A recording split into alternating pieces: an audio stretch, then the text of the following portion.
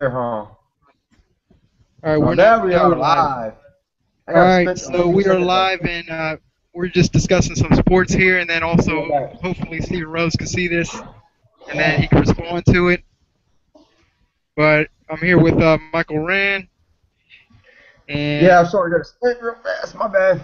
That's my fault. But yeah, man, I'm very excited yeah, tomorrow, man. You know, I'm very fucking excited. I called my supervisor earlier today. Hey, I just want to let you know tomorrow's yeah, gonna be the best day of your life. After the game, I said, hey, you become a Cowboys fan for the rest of the year. Hey, I will. You know, I can write your ass up for this. I go, what? Yeah, 3 day suspension because you called me in a company phone. I go, what? I did not know it was company phone.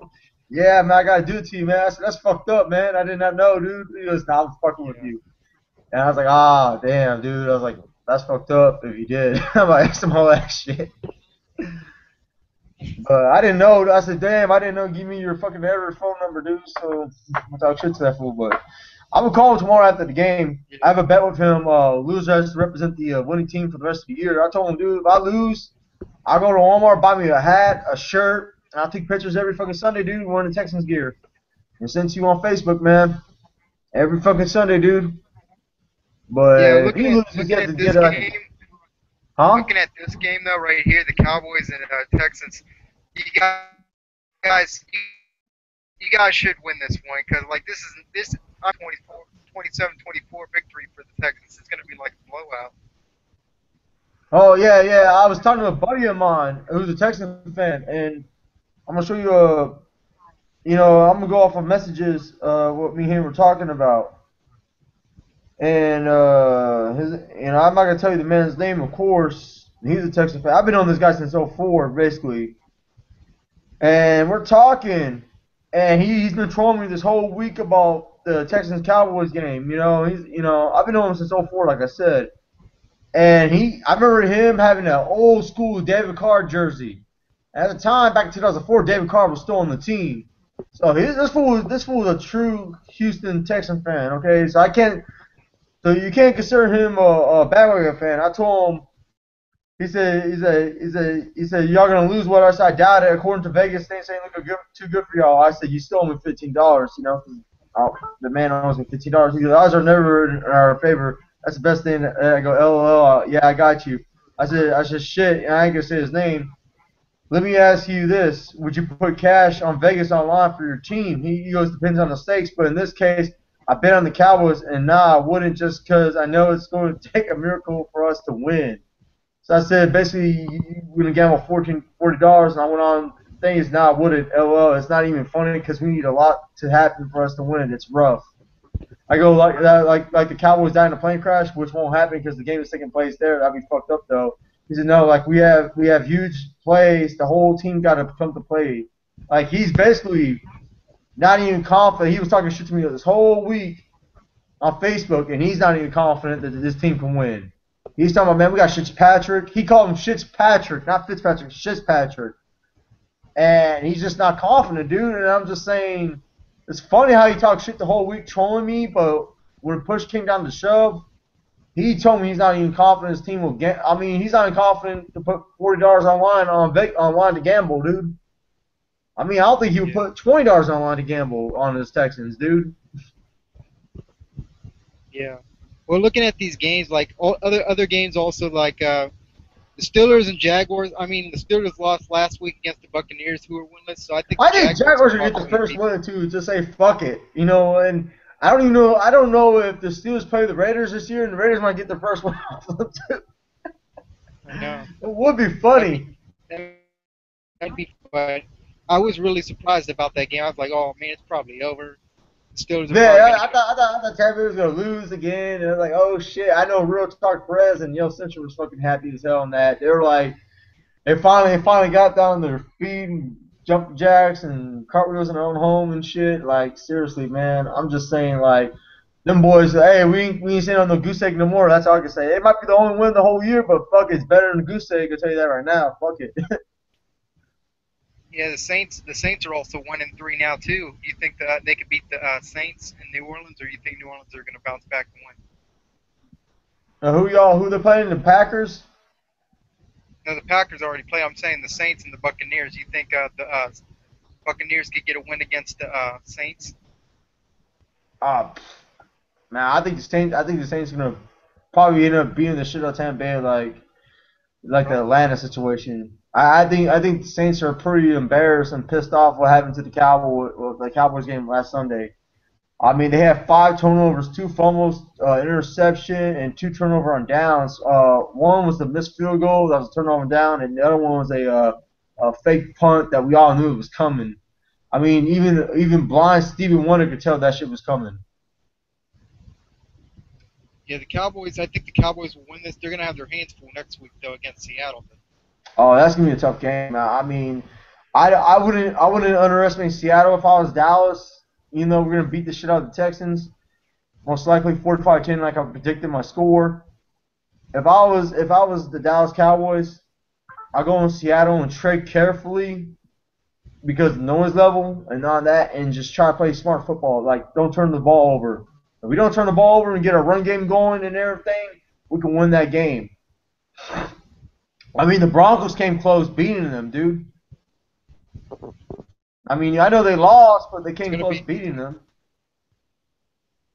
Yeah. And as long as DeMarco Murray stays healthy and our offensive line stays healthy and everyone stays healthy, dude, and Bruce Carr should come back next game.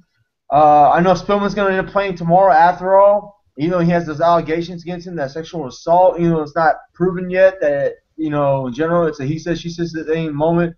And, sometimes it's not necessarily true because, those bitches always trying to get those 15 minutes of fame, trying to get money somehow.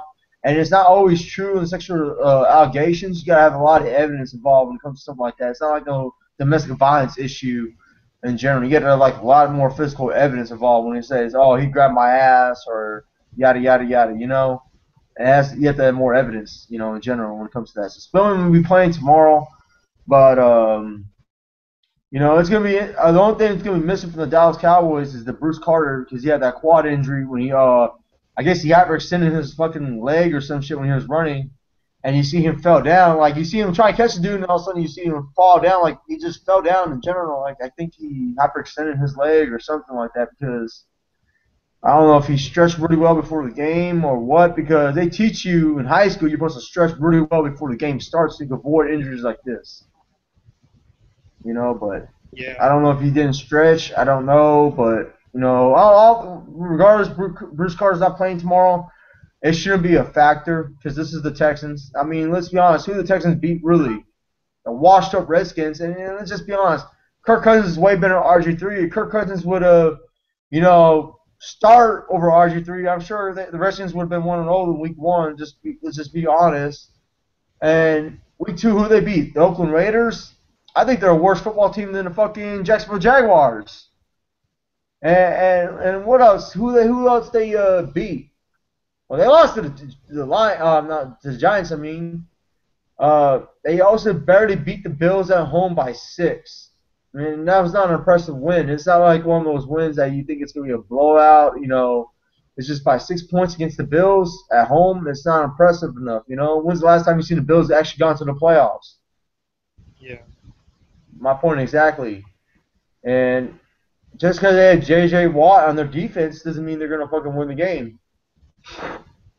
Yeah, well, looking at the other games here, is that what else we got? Who else? The Bills, the Lions. I think that's going to be a pretty close game.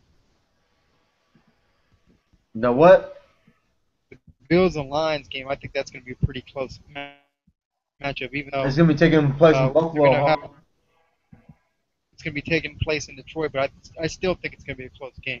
I don't know. I see the Lions blowing out the Bills, man. I heard Kyle Orton's going to be starting or some shit, but it wouldn't matter. The guy was trash when he played for Dallas. I mean, he was so scared passing the ball. It was ridiculous, dude. It was just unbelievable, man. Honestly, that dude's a fucking coward. Yeah, I can see Matthew Stafford have like a 300-plus yard game on the Bills defense. I'm sorry. Yeah, looking at all these Thursday games, though, like almost all of them, pretty much all of them were blowouts. Well, yeah, for sure. Even though I'm at work not watching every single one of those fucking games. But, yeah, it was all blowouts. Dude, I was very shocked that the Packers even demolished the Vikings the way they did, dude. I didn't think it was going to be that bad. I was like, oh, Packers should win, no problem. And and I saw the score like 42. Holy shit! Damn, dude, you might as well try to rank the score up some more if that was the case. Fuck, you already at 42 once you hit 50. Fuck it. But damn, dude, that was pretty bad, dude. I mean, I don't see Purple Yellow Pride or Star get back on YouTube after that. I'm sorry. So, so he was responding to the like a face off or anything. He hasn't responded or anything.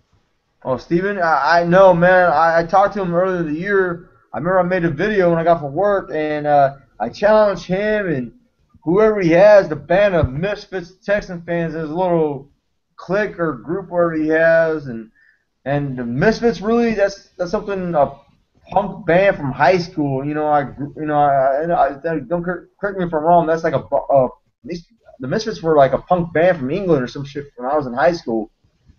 I never listened to them, I just know who they are.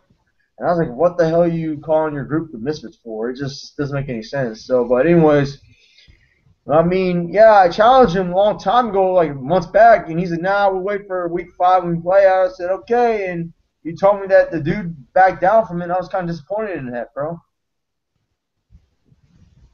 Yeah, but I mean, he's so confident that his team's gonna really have who, like you said, who have they beaten? They really haven't beaten anybody special. I haven't beaten nobody real good because if you look at even Vegas right now, when I was in my last video, Vegas considered the Texans the worst 3-win team out there, and Yeah. in general, and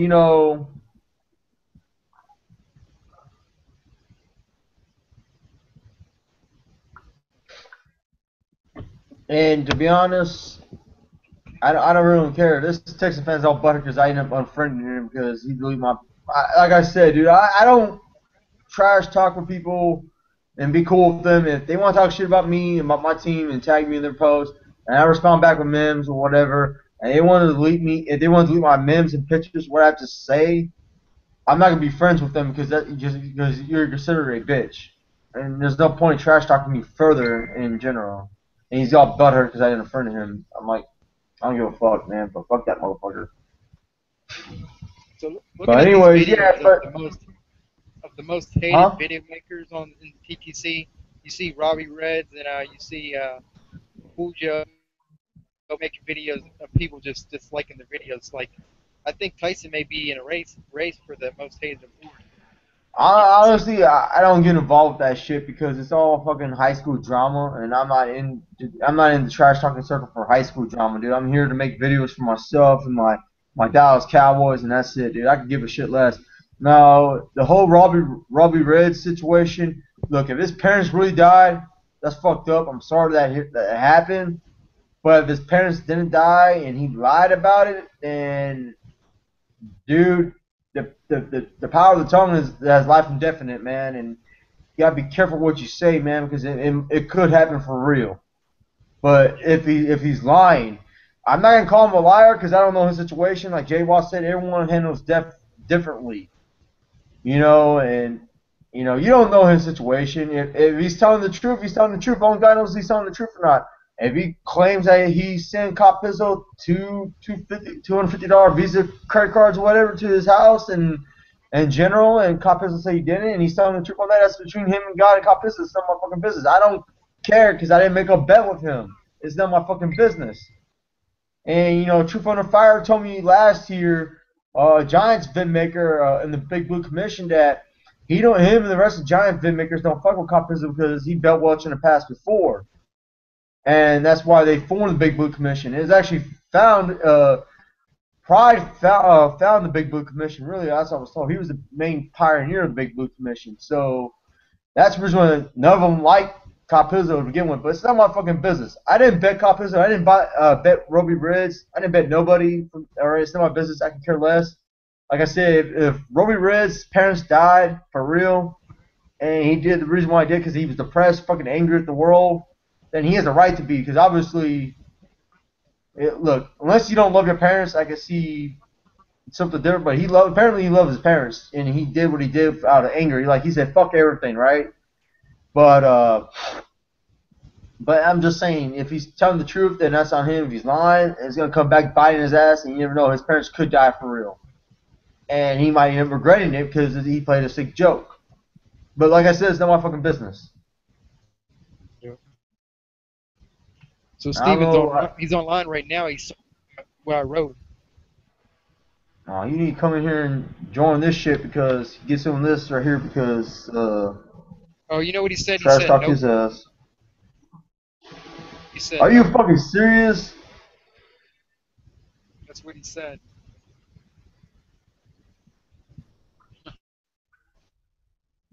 Ah, what a coward, dude. I mean, come on, man. Yeah. Hey, I'll be right back. I'll be right back. Say what you got to say about the situation. I'll be right back. Okay. I'm gonna message him on Facebook real fast.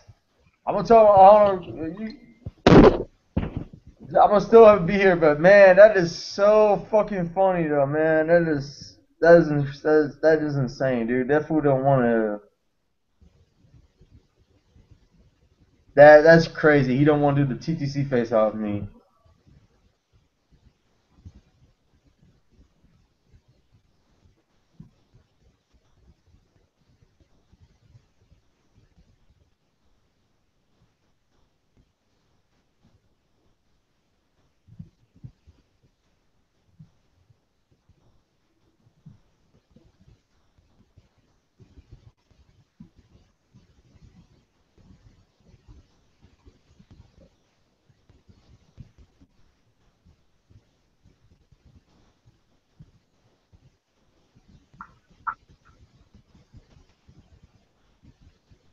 Actually, I'm gonna call him too. I sent him a message on his tournament page, Facebook. So I got him on my real friends list. He's on there. I'll call his ass right now.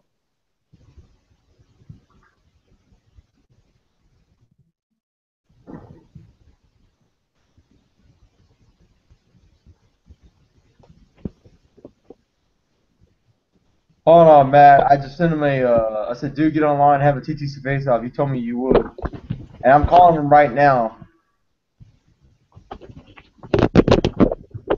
Cause he told me in the past he would in the comment sections.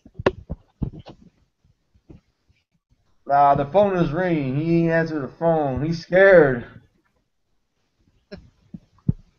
He wants to do a face off in person. I mean, what's the difference though? It's a face off in person, or like on a webcam. It's kind of like the same thing. So what's the matter with it, right?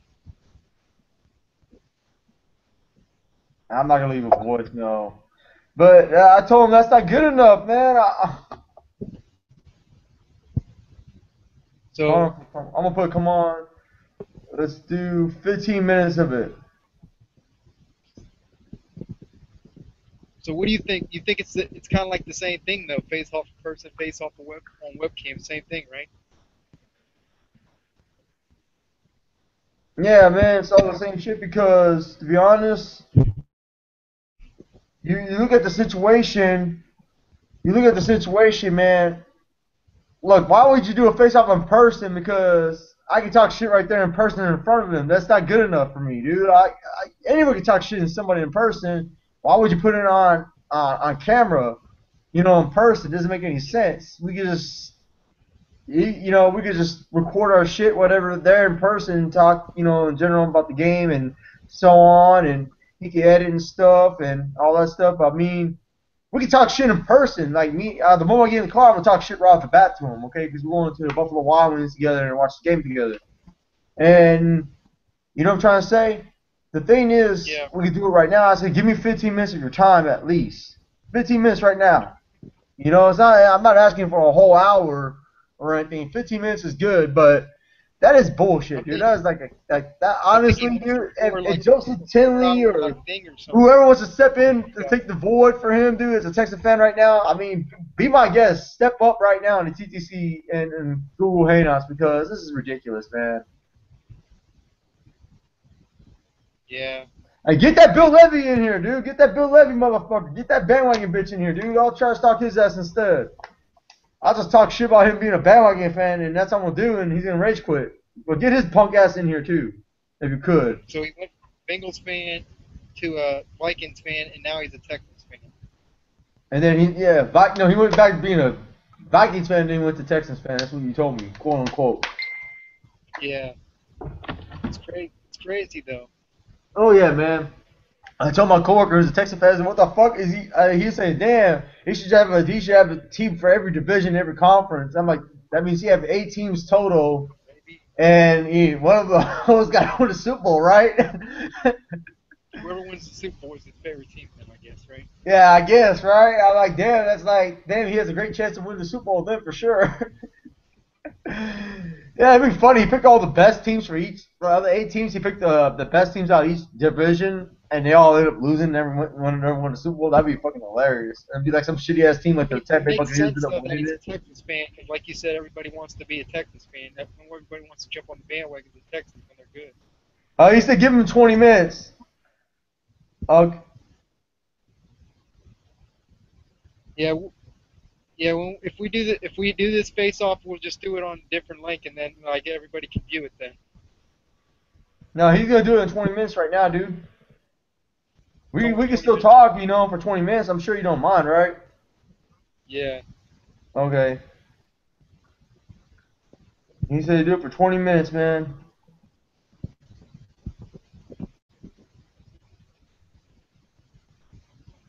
Yeah, dude, it's just fucking amazing. Dude.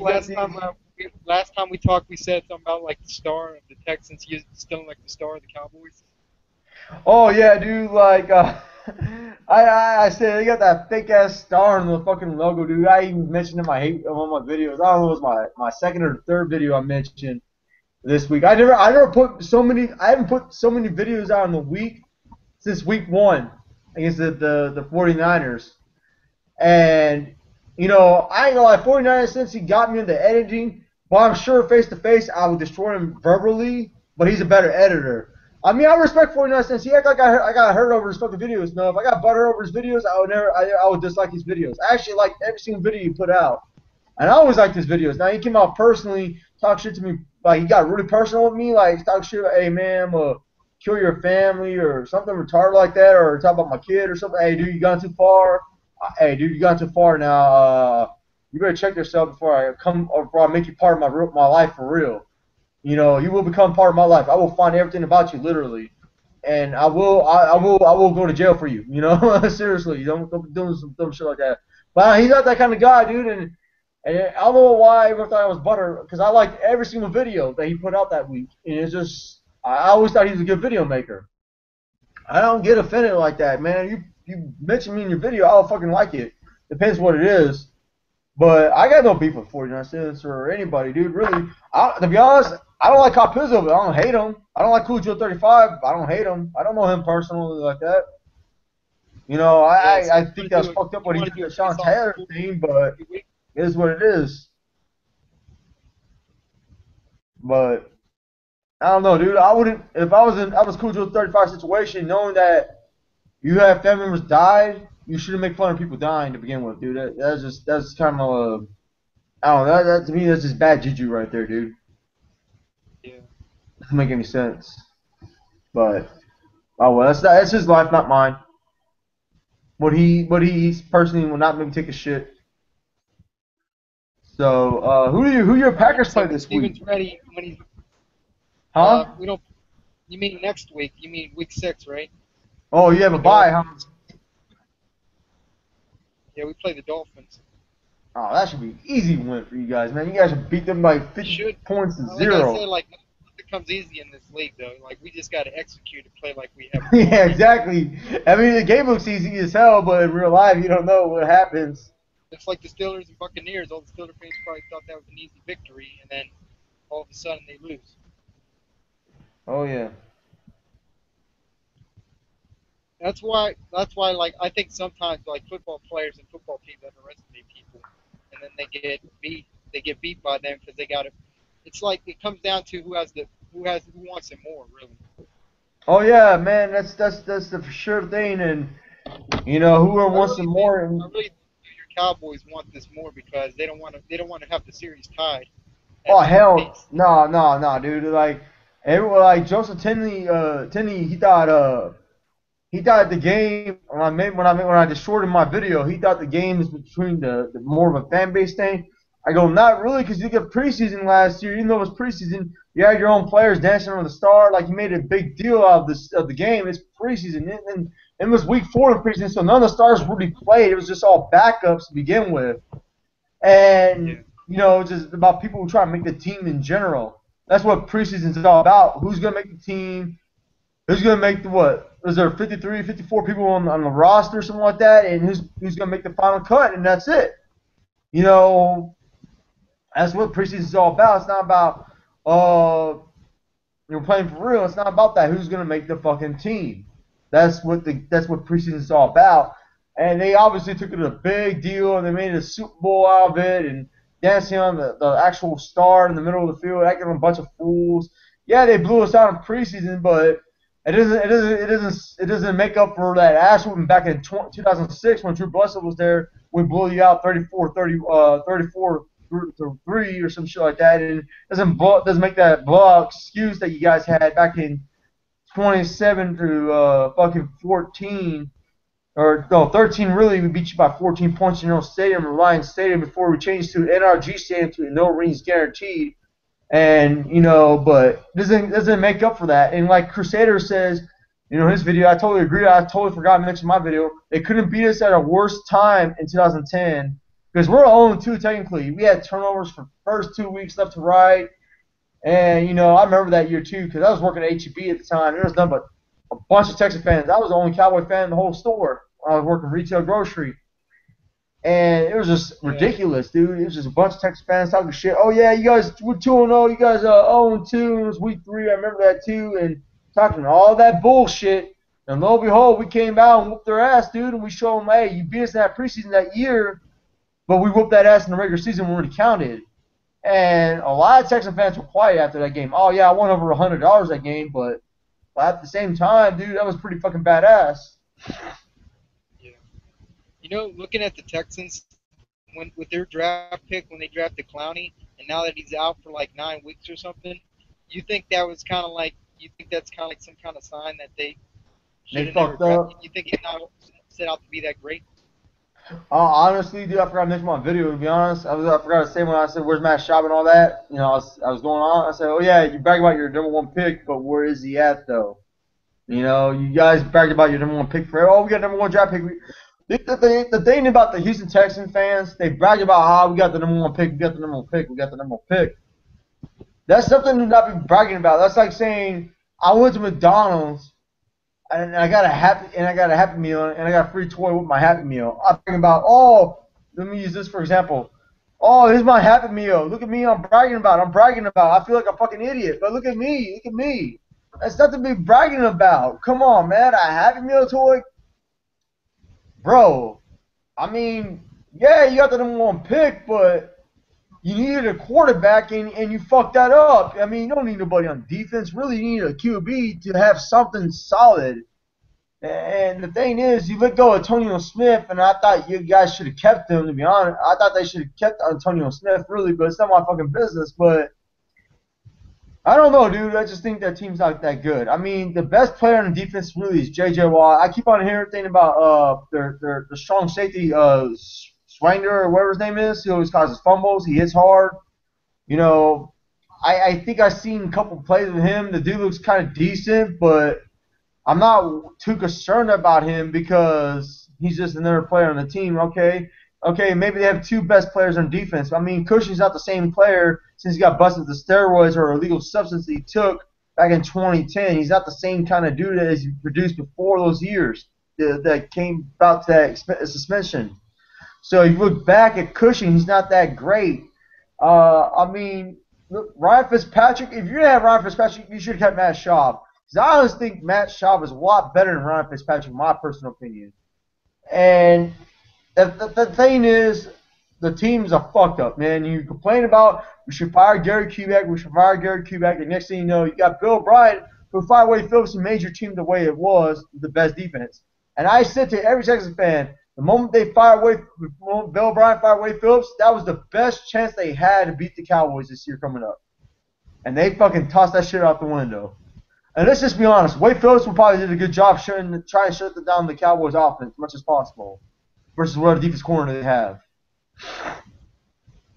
Because I'm sure Wade Phillips wanted some revenge, I think, against the Dallas Cowboys like Rob Ryan did from last year. And this is just my opinion about the situation at hand. But what do you think? Yeah, looking at the Cowboys and the Texans, I think the Cowboys the Cowboys game once they beat the Texans, they're gonna have a tough Thursday game too against the Colts. Oh yeah, man, the Colts are gonna definitely win that game because I can see Andrew Luck. I can see Andrew Luck going in Houston, take the division away from them, and they're gonna, like I said, dude, like the Colts tanked the season for a reason that year. When Peyton Manning had that neck injury, dude, they tanked the season for a reason. And that draft pick, Andrew Luck, is paying off very well right now, dude. I mean, look at the Colts got that division back from them. And wouldn't you want a draft pick though? Wouldn't you want a number 1 draft pick in order to get a good quarterback? So that way, when he retires, you have a good backup plan. And then once you have a good quarterback, then you get your team set. Yeah. And the thing is, so they did that for a reason. That's like I said, they did it for a reason. They tanked that season, and you know it's amazing how the Texans, bragging about how good of a team they are, they existed for 12 seasons, and they have yet for 11 straight seasons in a row they have not beat Indianapolis in Indianapolis yet. Especially that 1 year without Peyton Manning, they have not beat them. They have not beat Indianapolis in Indianapolis yet for 11 seasons straight. 1 year without Peyton Manning. That's gotta be a record right there, dude. Getting owned by your division rival team in your own house for 11 straight seasons, dude, that's got to be a record, dude. Going on 12 years, that's got to be some kind of record, I think.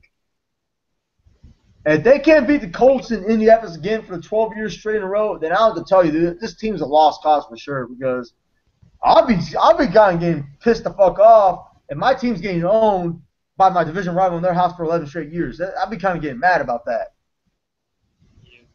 It's just like the Giants situation with how Jerry Jones opened the AT&T Stadium up, and Giants been kicking our ass in their own home for a good minute, and we finally ended that shit last year. But at the same time, last year we were 6-0 against the Giants in Week 1 openers, and their Giants are 3-0, 4-0, whatever they're bragging about, getting your own house. But that's, I guess, the 6-0 record override that 4-0 wins what they had in our house, and we ended up beating them. We improved to 7-0 against the Giants home opening record in Week 1, and we are the only team in the NFL that had that kind of record on any football team, especially a division rival, dude. Yeah. And I think didn't Peyton Manning want to sign with the Texans, and they said no? Yeah, dude. The Peyton Manning, believe it or not, even Steven was pissed off about this. Peyton Manning got let go by the Colts, of course. He came to Bob McNair and said, "Hey guys, sign me. I promise you I'll take you to the Super Bowl. I promise you we'll get a ring and stuff. And I want to stay in this division because I know the division like the back of my hand and everything. And we got Andre. They had a lot of talent at the time. They had Owen Daniels. They had Andre Johnson, of course. They had Kevin Walter at the time. They had some players, dude, and there's some good little receivers here and there too, so they have some kind of talent on their squad. And whatchamacallit, the owner Bob McNair says, "Nah, we beat you a couple times in the regular season. You're not that good, and we don't need you. Got Matt Schaub." I think they would put Peyton Manning as their quarterback for Matt Schaub. Yeah, dude. And I was just saying, like, Steven was pissed off. Like, that's like the most dumbest, ignorant thing ever. Like, that didn't make no sense. And we all know Peyton Manning's way better than Matt Schaub to begin with. I remember, I was at a buddy of mine's house, and he's a Cowboys fan, and they were watching the Cowboys or Texans versus the Colts game. It was Dave Carr at the time.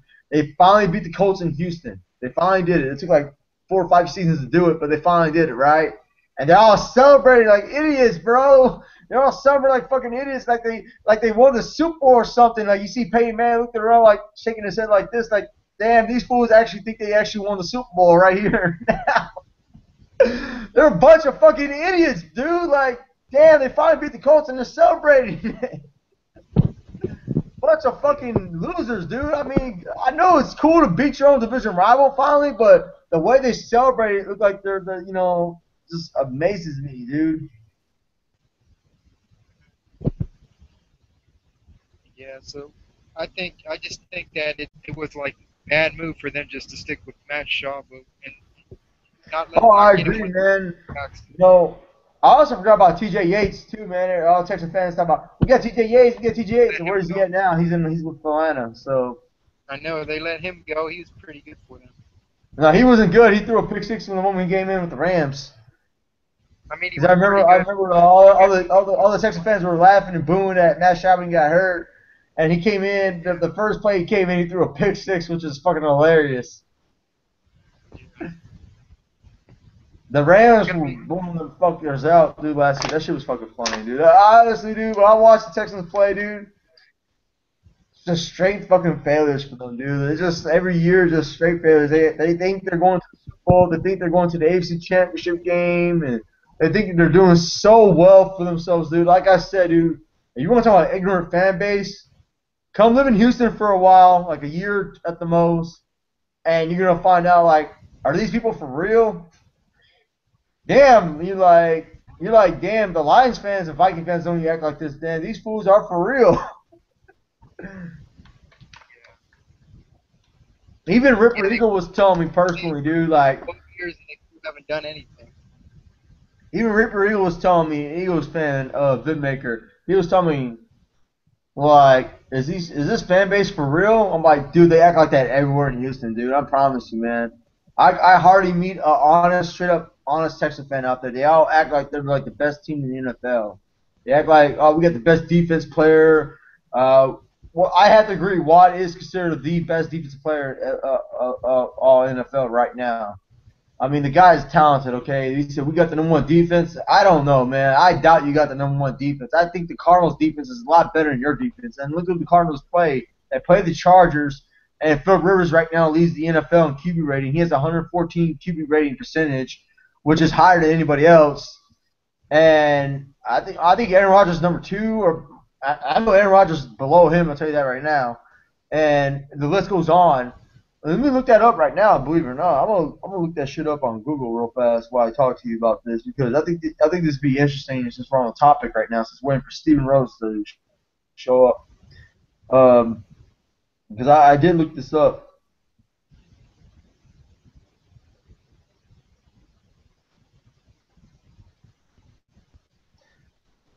I'll tell you all the QB ratings.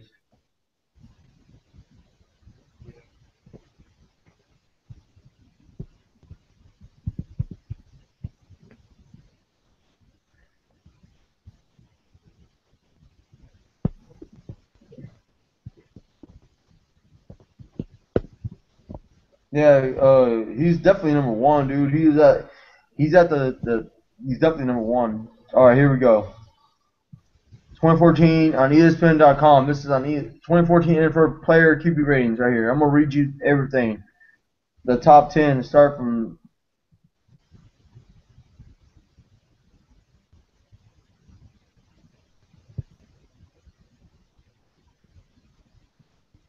This is passing yards.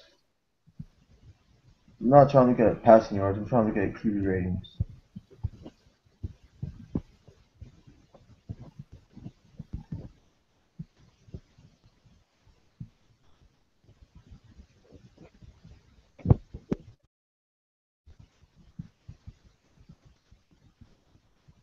We're on passing yards right now. Andrew Luck is number one. Number two is Matt Ryan. Number three is Drew Brees. Number four is Matthew Stafford and Nick Foles and so on. But yeah, dude, I was looking at shit at work and they were saying passing rate. There we go. Found it. Boom. Oh wow, Aaron Rodgers actually surpassed Philip Rivers. He has a 114.8, and Philip Rivers is actually 114.5 because of Thursday night's game, and that's pretty Yeah. impressive. And yeah, so your quarterback's actually point 0.3 higher than Philip Rivers. I mean, it's right there, just about even, you know. Then Russell Wilson's number 3, Peyton Manning's number 4, Andrew Luck is number 5, Matt Ryan's number 6, Drew Brees is number 7, number 8 is Ben Roethlisberger, Tony Romo's number 9, Cam Newton is number 10. And that's like the top 10 the QB ratings in the whole NFL. And then the list goes on. Number 11 is Brian Hoyer, believe it or not.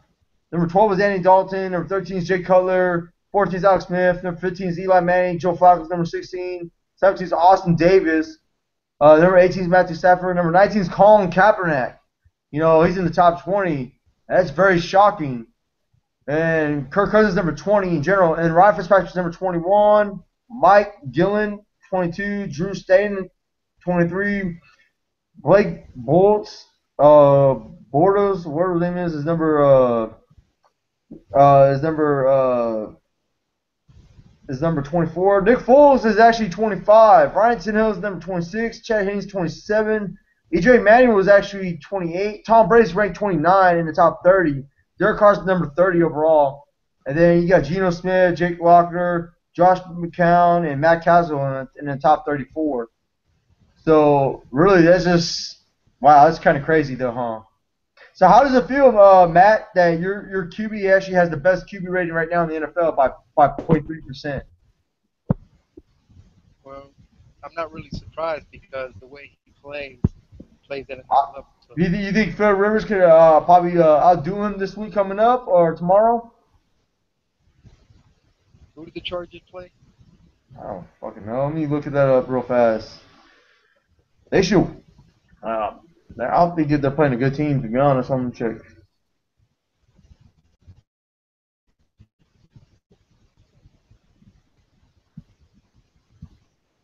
Oh, they play they host the Jets, I believe. Yeah. No, they should.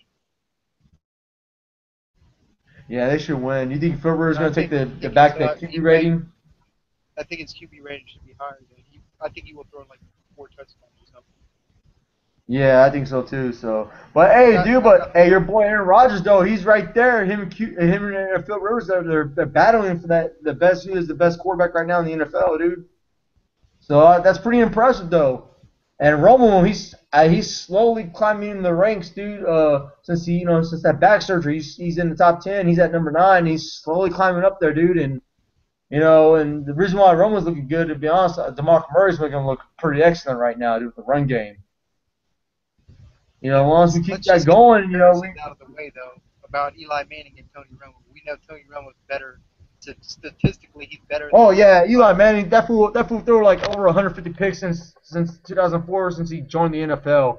Apparently, Giant fans don't want to bring that up because obviously they know it's the fucking truth.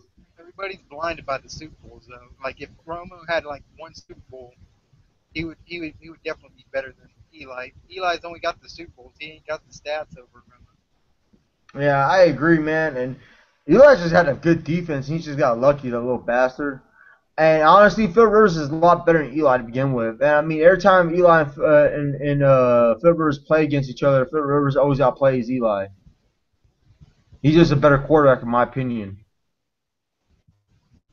And the difference between Eli and Phil Rivers, honestly, is Phil Rivers is a leader. He's actually a good leader, believe it or not. And he's actually very cocky. I know he's very cocky out there. He talks a lot of shit. But he could back up most of the shit he talks. But he's very cocky, though, and he's very cocky what he does. I know he had a couple of rough seasons, but I always told people in the past, dude, when I worked at H-E-B, Phil Rivers is like the most underrated quarterback right now in the NFL because he led the NFL in least amount of interceptions, dude, and a lot of people don't want to give him credit, dude. He had the least amount of picks out of Tom Brady, Peyton Manning, and everyone, dude, and no one wants to give the man credit. And he's very underrated. He's never actually been in a Pro Bowl, believe it or not. Yeah, I'm a Cowboys fan, but I don't discriminate talent from other teams, though. Like, if I see a good player, I'll give him props. Like, as much as I hate the Texans, I got to give J.J. Watt props because he's actually a talented player. I'm not going to be a fucking asshole and say he's a piece of shit player when I know it's not true. He's actually a good player. I will recognize talent in other teams. I wonder if Rivers can take the Chargers all the way, though. He came close a couple times. Yeah, last year he was pretty close, though. Even though he lost in the divisional round, he still was pretty close. Yeah, man. It just. And then he faced the Patriots in the AFC Championship game when they were 8. Yeah, all they They, did, all the Chargers did they was were kick field goals.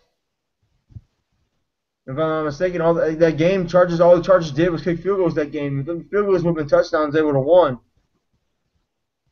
I guarantee you. he might take it all the way though. I He guarantee could you be though, the if you one win to the take Super it. Bowl, the Chargers win the Super Bowl with Phil Rivers do, it goes to show you that the Giants fucked up by getting Eli Manning because Phil Rivers is actually the real deal quarterback. I honestly think if the Giants would have kept kept Phil Rivers, they'll probably been in a better situation they are in right now versus Eli Manning, to be honest. Because Eli Manning, I think he leads the whole NFL in their interceptions. And let's just be honest, man. He leads the most fourth quarter interception ratings in the whole NFL right now. Like no one's near him. Like he has like 20 something more interceptions than anybody else. Probably 30 more, for all I know. I mean, not even Tom Brady or Tony Romo was Tom Brady and Tony Romo. All those guys like in the 20s, and he's like over there almost in the 50s, dude. But people tend to forget that though overall. Yeah, I think I think the reason why Eli didn't want to play for the Chargers is because like he didn't want to be in the same conference as his brother, and then his brother would beat him in the playoffs or something maybe. Or his brother can play him just about almost every year with a random game or or when they set the schedule up, you know. Because Yeah, let's just be honest. Let's just be honest. If Eli was in the AFC conference playing for the Chargers, Peyton Manning was in the AFC South. He'd been in the AFC West. It could have been like set up every so often that they play each other in the division versus division, or set for a random game most of the time. And Eli ended up facing his older brother regardless most of the time. And he don't want to get owned by his brother. I mean, the thing is, Eli's never been beating his brother. Everyone, Giants fans, say, well, he has more ring, but I mean, yeah, but on the field, he's a little brother to big brother no matter what. It don't matter what you say. Peyton Manning's always going to be a better quarterback. And let's just be honest, Giant fans, if you're watching this, you would take Peyton Manning right now over Eli Manning if you had a chance. But just don't be fucking stupid. You would say, fuck Eli, I'm getting Peyton, because we all know, even I believe in Madden, Peyton Manning's stats is higher than Eli's stats overall in Madden. The fucking video game. Come on now. if it was Peyton Manning and Eli Manning in the Super Bowl, I think Peyton would own his brother. Oh yeah, dude. If them two made it in the Super Bowl, dude, Peyton Manning will embarrass his little brother some more, dude. Like he would make him his personal bitch one more time, dude. It'd be ridiculous. That kind of be a good way to try to reach your last Super Bowl loss. That'd be kind of interesting if it did happen, though. Yeah. I'm sure Payne will destroy his younger brother again. Like I told you before, though, I don't think the Giants are going to win the division this year. I think it's going to be the Cowboys. Oh, I know, man. I know, man. You told me, and I was. The thing is, I think we can win this division. I'll be glad if we can win the first round. I'm not expecting too much in the playoffs. Just when you get the playoffs, take one game at a time. I'm not gonna say, oh, we're going to Super Bowl. I'm not gonna say all that. Just say, let's get past this first round and then let's take this game one day at a time, just about or whenever it comes, and let's see where it goes from there. And we get past the first round, cool. If you get past the second round, that's even cool. And get past the third round, that'd be great, But they don't happen. Oh well, because I ain't expecting too much from this team. I'm really not gonna put all my fucking eggs in one basket. I'm not gonna expect too much from this team. I'm gonna be realistic and say, okay, if we lose, we lose. We win, we win, and that's it. Then we get to the Super Bowl. Depends who we play from the AFC. I think we can win that. I think we can win a Super Bowl. I'm saying if we get there. If let's say hypothetically speaking, the Cowboys end up going to the Super Bowl this year, which I doubt it. Being realistic as a fan, but let's say if they do somehow, and it depends who we face in the AFC. Most probably we can be the Broncos, a rematch from last year. I think we can beat the Broncos. Our team is a lot better than last year's team, and their team's not the same as they were last year, and I think we can win that game. So, you think, like looking at the past three years, hasn't it been the Giants winning the division, then it was the Redskins, then the Eagles? So, do you think this year it could be the Cowboys? I think so. Lance Murray stays healthy, dude. As long as he can play just about 16 games this whole year, not miss a game at all, dude. We can win. We can win this division, dude. We got one of the best offensive lines in the league. Our defense is on point. Look, man, I'm expecting a good season this year, dude. I know. There's some tough games left in that NFC West division. We got the Seattle Seahawks coming up next, and the Arizona Cardinals come over in Arlington. That's gonna be a tough game right there. And I don't especially overlook the Arizona Cardinals. They're a really good team. Then you got the Bears, the last random game of the year. Towards the end of the season, and they've been having our numbers lately. So I want a little payback from the Bears. I believe we play the Eagles, Bears, then we play the Eagles one more time, which doesn't make any sense, but it is what it is, If I remember correctly, towards the end of the schedule, and the last game of the year, I think we go to Washington, last game of the year. So what do you think? You think that once the Texans lose tomorrow, you think that the Texans are going to have a harder time now winning games? Oh yeah, dude. I think their seasons start going downhill spiral, dude. I think their season's gonna end up crashing. I think they're gonna I predict like 3 or 4 wins from them this year, dude. I'll be surprised if they get 5 wins total at the end of the year, but they're not gonna make the playoffs. They're not gonna win that division, dude. Tomorrow's gonna be a real test for them. They haven't played nobody real besides the Giants all year. And I don't even consider the Giants a really good team. And why? Because they beat the shit out of the Washington Redskins? Come on, man. The Redskins have too much problems as it is. The way they try to solve their problems is throw money at it. And in general, they try to solve the problems by throwing money at the situation and hoping it'll fix, but it won't fix that way. You have to actually take your time and work on those problems in general. But look, man, the way I see it, after tomorrow, they're gonna lose to us tomorrow. They're gonna lose to the Colts, and I don't even know who they play in Week 7. But whoever they play in Week 7, dude, I'm sure they're gonna lose that game. Maybe. I really don't know, man. I tell you what, though, I'm with tomorrow, dude. I'm be rich and get a new hat and so on, dude. And my supervisor's gonna be a Cowboys fan for the rest of the year. It's gonna be fucking awesome, man. So, looking at their schedule right now, they got the Cowboys tomorrow, they got the Colts, and they'll play at Pittsburgh on the 20th. They might win Pittsburgh. Yeah, they might win that one. And then they got who else? They got the Titans. That's probably gonna be a win. That's gonna be a win. The Eagles. That's gonna be a loss right there. Oh yeah, they play the Eagles. That's gonna be an automatic loss, dude. Like I'm guaranteed the Eagles will whoop their ass probably. Yeah. Then they play the Browns. They play at Cleveland. I think that could probably be a win. Maybe. I don't know, dude. I don't know. I wouldn't underestimate those motherfuckers at all, dude. They kind of surprised me so far this year. We saw what happened when they faced the Saints. Everybody was underestimated. Oh, dude, I thought the Saints were going to kick their ass, dude, and the Saints ended up disappointing me that one. I was like, whoa, dude, they actually lost to the Browns. Yeah, so they could lose to the Browns, and then the Bengals, they're going to lose that game. The Titans, they might split with the Titans, I think. It's a possibility. And then the Colts will probably sweep them.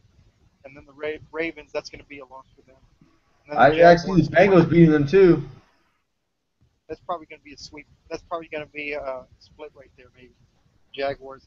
So maybe the most games I see the Texans win is probably 6.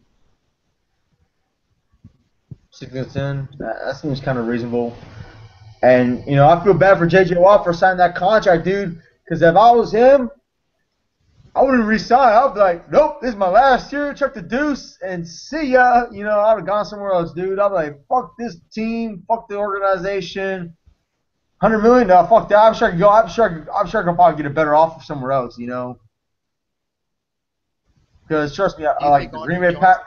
I really thought he was gonna sign with the Green Bay Packers, dude. I talked to you, man. He's from Wisconsin and he repping his own state, dude. Come on, man. I thought he was gonna sign with the Green Bay Packers, to be honest.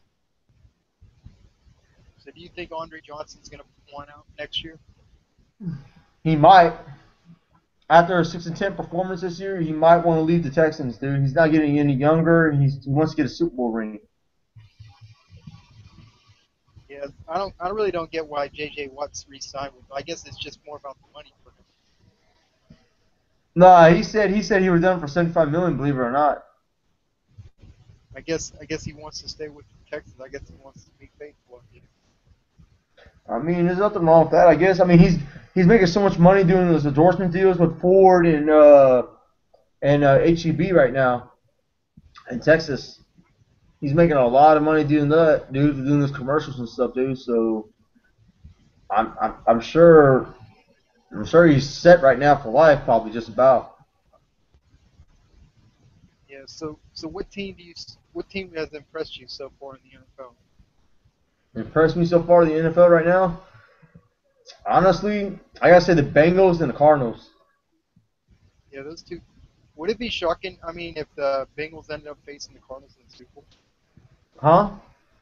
would it be kind of shocking if the Bengals went to the Super Bowl and the Cardinals did? Man, they went to the Super Bowl, dude.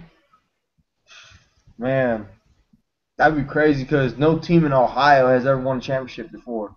No baseball or basketball or football team won a championship in Ohio. That'd be kind of crazy because Ohio is actually considered like the poorest state in the United States right now. The economy over there is kind of crappy, and that would boost the economy up so much if Cincinnati did win. But I think if the Cardinals do go to the Super Bowl, I think they'll try to win that one because they want to win at home. Man, if they host a Super Bowl at home and win it, they'd be the first team to ever do it because no team has ever done it in the NFL. Yeah, that'd be impressive. That would be impressive, though. But I did predict the Cardinals win that division. You know, just their defense is looking pretty good this year, dude. I mean, they play the Broncos tomorrow. I think they could win that. I think they'll win that game. So you think they could go into Denver and give them? I think they could win that game. Honestly, I think their defense could show up and now play shut down Peyton Manning's offense. Their defense is the reason why they've been winning those games. Honestly, dude. Yeah, Denver lost. They had a bye week and then they lost. They lost the last time they played. They lost to the Seahawks, and now they got to play the Cardinals. That's not going to be an easy game for them. Yeah, man, that's gonna be a good game tomorrow, dude. That's gonna be on Fox too. I think that's gonna be one of those. I think that's gonna be one of Fox's biggest games. Yeah, I mean, that's gonna be a little interesting game right there, to be honest. Yeah. So I have a question, Matt. Yeah. What's up? How you think your Packers are doing right? How they look right now, in your opinion? You think they could have been better, or are they looking good where you sitting at, or what? At the start, I would say our defense was pretty slow, but then like the last two games, I think our defense improved a little bit more. So I think if we just keep up like this with our defense, and I know our offense could be unstoppable with Aaron Rodgers and with the receivers we have. So I think as long as we keep this up, I think we can make a strong push into the playoffs and go pretty far. I have a question. Would you like to have a rematch with the 49ers? Hey, if that's the case, if we have to face them in the playoffs, I mean, I would like to see it. I mean, I think You think your team can finally beat the 49ers? yeah, I think we could if we like take care of business and do it the right way. I think we can. I have a question. Just gotta handle. Do you think Colin Kaepernick is the same player right now as he was the years last year and then when he entered the playoffs in the Super Bowl? Do you think he's the same player or not really? Who, Colin Kaepernick? Yeah. Do you think he's the same player, or do you think he's totally different now since he's got his money? With the players he got around, with his money, he earned a lot of money, and then with the players around him, he should be playing a lot better than he should be. So I really don't see him playing as good as everyone expects him to be. Yeah, honestly, he's been fucking off a lot lately, dude. And You give a quarterback like Aaron Rodgers and Tom Brady those receivers, they would thrive off that and have like a great performance. oh yeah, Like if San Francisco had like a quarterback like Tom Brady right now, dude, or some shit like that. Tom Brady's like, fuck the defense, man. You guys can't help me win games. I'll do it my goddamn self. That's what Tom Brady was saying. Or Peyton Manning would be like, same thing. Fuck, you guys don't want to help me on defense? Fine, I'll do it myself. He would basically backpack that team just about. But just Colin Kaepernick, man. I thought he would. I thought he would at least do something better because his only big win technically was against the Dallas Cowboys because Dallas Cowboys ended up beating themselves in the first half. We shot ourselves in the foot like 4 times with turnovers and second half he didn't put no points up for his team. And the Eagles had that game and they fucked it all away, dude. Yeah. And the Eagles beat themselves that game, and the Eagles should have won that game, honestly. It's just like he caught a lucky break right there, but that should have been like what, 3 losses in a row or some shit, if that was the case. Yeah, it would have been 3 losses. Well, do you think the Cardinals could sweep the 49ers? It could be a possibility, man. I think they can. I think the Cardinals going to win that division, dude. Like I predicted, like I told you, you think the 49ers win the division. I said, no. I think the Cardinals going to win that division this year. And so far, I'm on the money, dude. When we talked on the phone, and I told you, dude, the Cardinals can win that division, dude. And they've been impressive so far this year. Yeah, the team. They went 10-6 last year. A division though, the Saints. I expected them to win the South, but right now it doesn't look like they're going to. If they keep playing like this. Oh yeah, if they play like that for the rest of the year, dude, they might as well fight for a draft pick. Because I know it's not going to be the Panthers. Oh no, man, Panthers fucked up by giving it to Steve Smith, and you saw what happened last Sunday, how it cost them dearly, dude. Like Steve Smith made a point saying this is the reason why you guys shouldn't got rid of me. But like the way division is though, it's so close with every team though. I'm surprised. Yeah. I mean, let me see. Same team as they used to. I'm gonna call Steven real fast and see he's gonna hop on.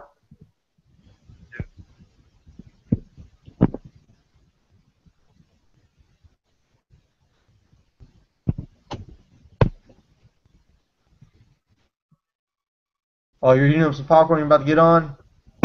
See. Okay, so you're gonna talk shit to me while you're eating popcorn? That's nice. All right, bye. Yeah, he said he's eating some popcorn. He's actually heating up some popcorn right now to talk shit to me. He's gonna hop on. Yeah. So are you still sticking with your Super Bowl pick, like you said, the Packers and the Broncos? I'm still gonna stick with it. That would be a pretty good Super Bowl. 2 of the best quarterbacks going. Oh man, that'd be crazy. I predicted that Super Bowl if it actually came true. Yeah, you predicted the Seahawks to win the Super Bowl, so maybe. Last year I did, and all my coworkers, dude. I told my coworkers straight up before the season started, man. I saw Seattle did, and during the off season, said I'm not trying to sound biased. I'm being unbiased because I'm a Cowboys fan and everything. I'm not gonna be a Seattle Seahawks fan, but they look like they could win the Super Bowl this year. The way they did all their shit in the off season, dude. I'm just saying, they look like a real good team this year. They're gonna come out the fucking gate, guns blazing and everything, dude, swinging and everything hard. And I didn't think the Broncos were gonna make the Super Bowl. I think they were gonna choke in the playoffs, to be honest. Yeah. But they ended up going to the Super Bowl after all. But I knew those motherfuckers were not gonna win the Super Bowl last year, dude. I knew it. I thought they were gonna choke in the playoffs and somehow, and that'd been it. But that's kind of shit for Peyton, man. He been to what? 3 Super Bowls, only one out of 3. He faced what? 3 different teams too. In the Super Bowl, he faced the shitty Chicago Bears, and he won that game. I mean, let's be honest. Whoever won that AFC Championship game between the Patriots and the Colts was going to beat the shit out of the Bears, regardless.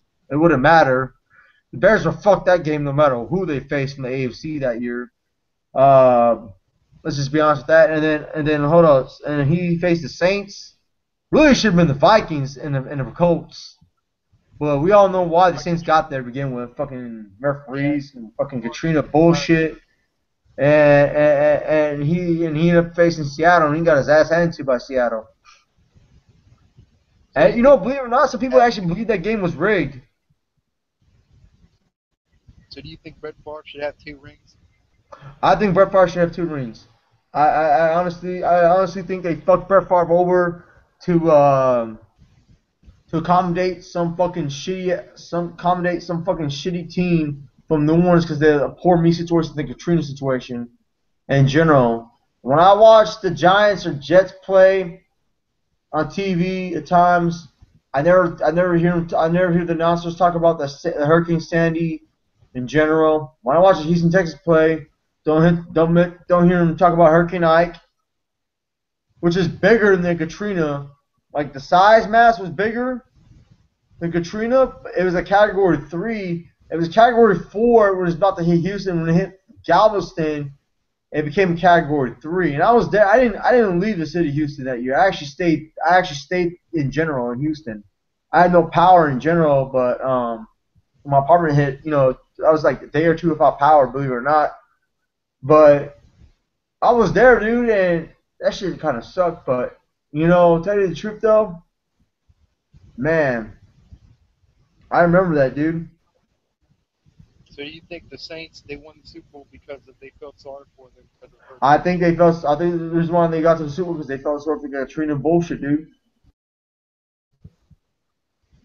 I really I do. mean, if the NFL feels sorry for teams and they give them a Super Bowl, like it really doesn't make any sense. Why don't they just do like why do they just hand Super Bowls to everybody? Like it seems like some teams like just get the special treatment.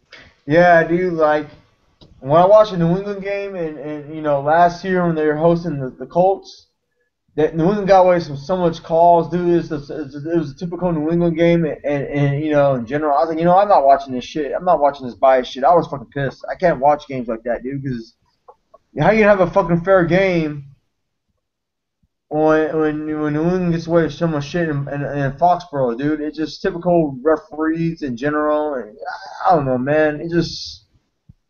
I really don't give a fuck, dude, about New England. Honestly, I could care less, dude. I don't give a fuck what they say. They're never gonna be America's team.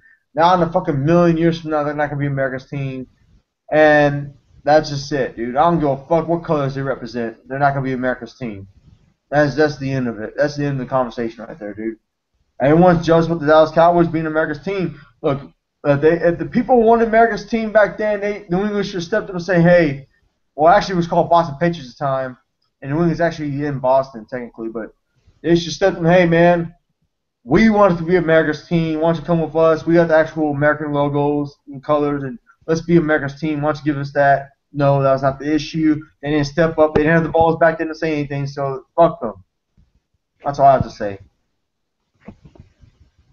Yeah. So looking at the NFC South, did you know that all those teams have only been to the Super Bowl one time, whether they won or lost? What happened? NFC South, all their teams have only been to the Super Bowl one time, whether they have won or lost.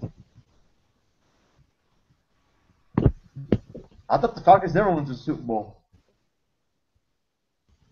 Who? The Falcons?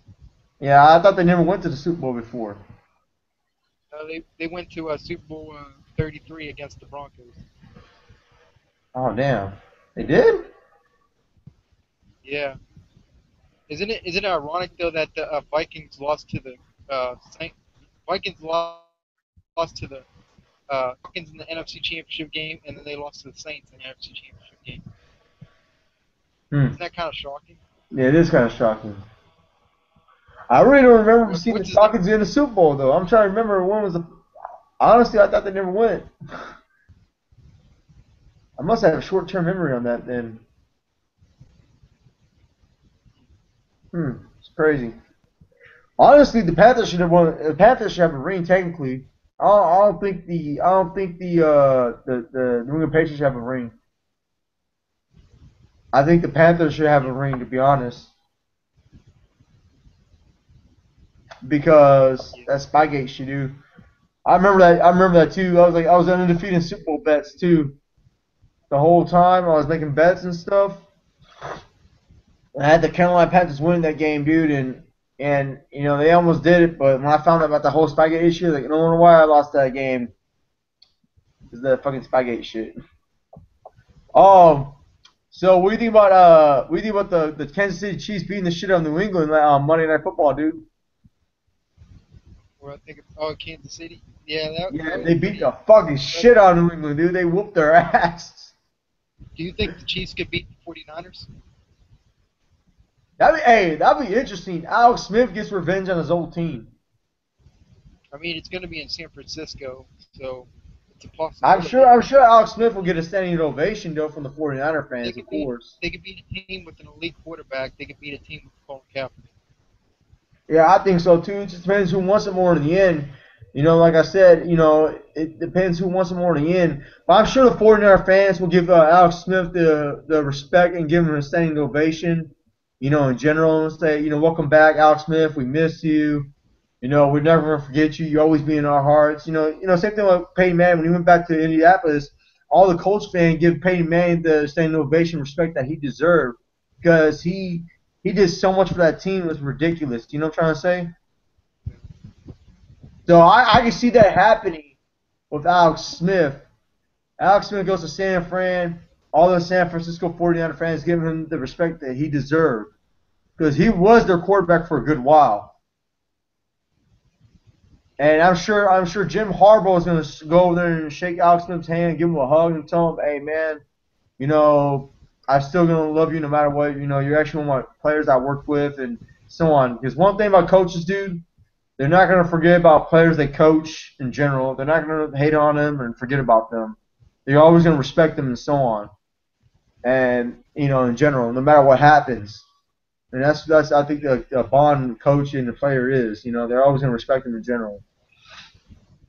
So what about your guys' division? Also, like you think the Giants are going to beat the Falcons at home? The Giants going to beat the Falcons at home. I don't know, man.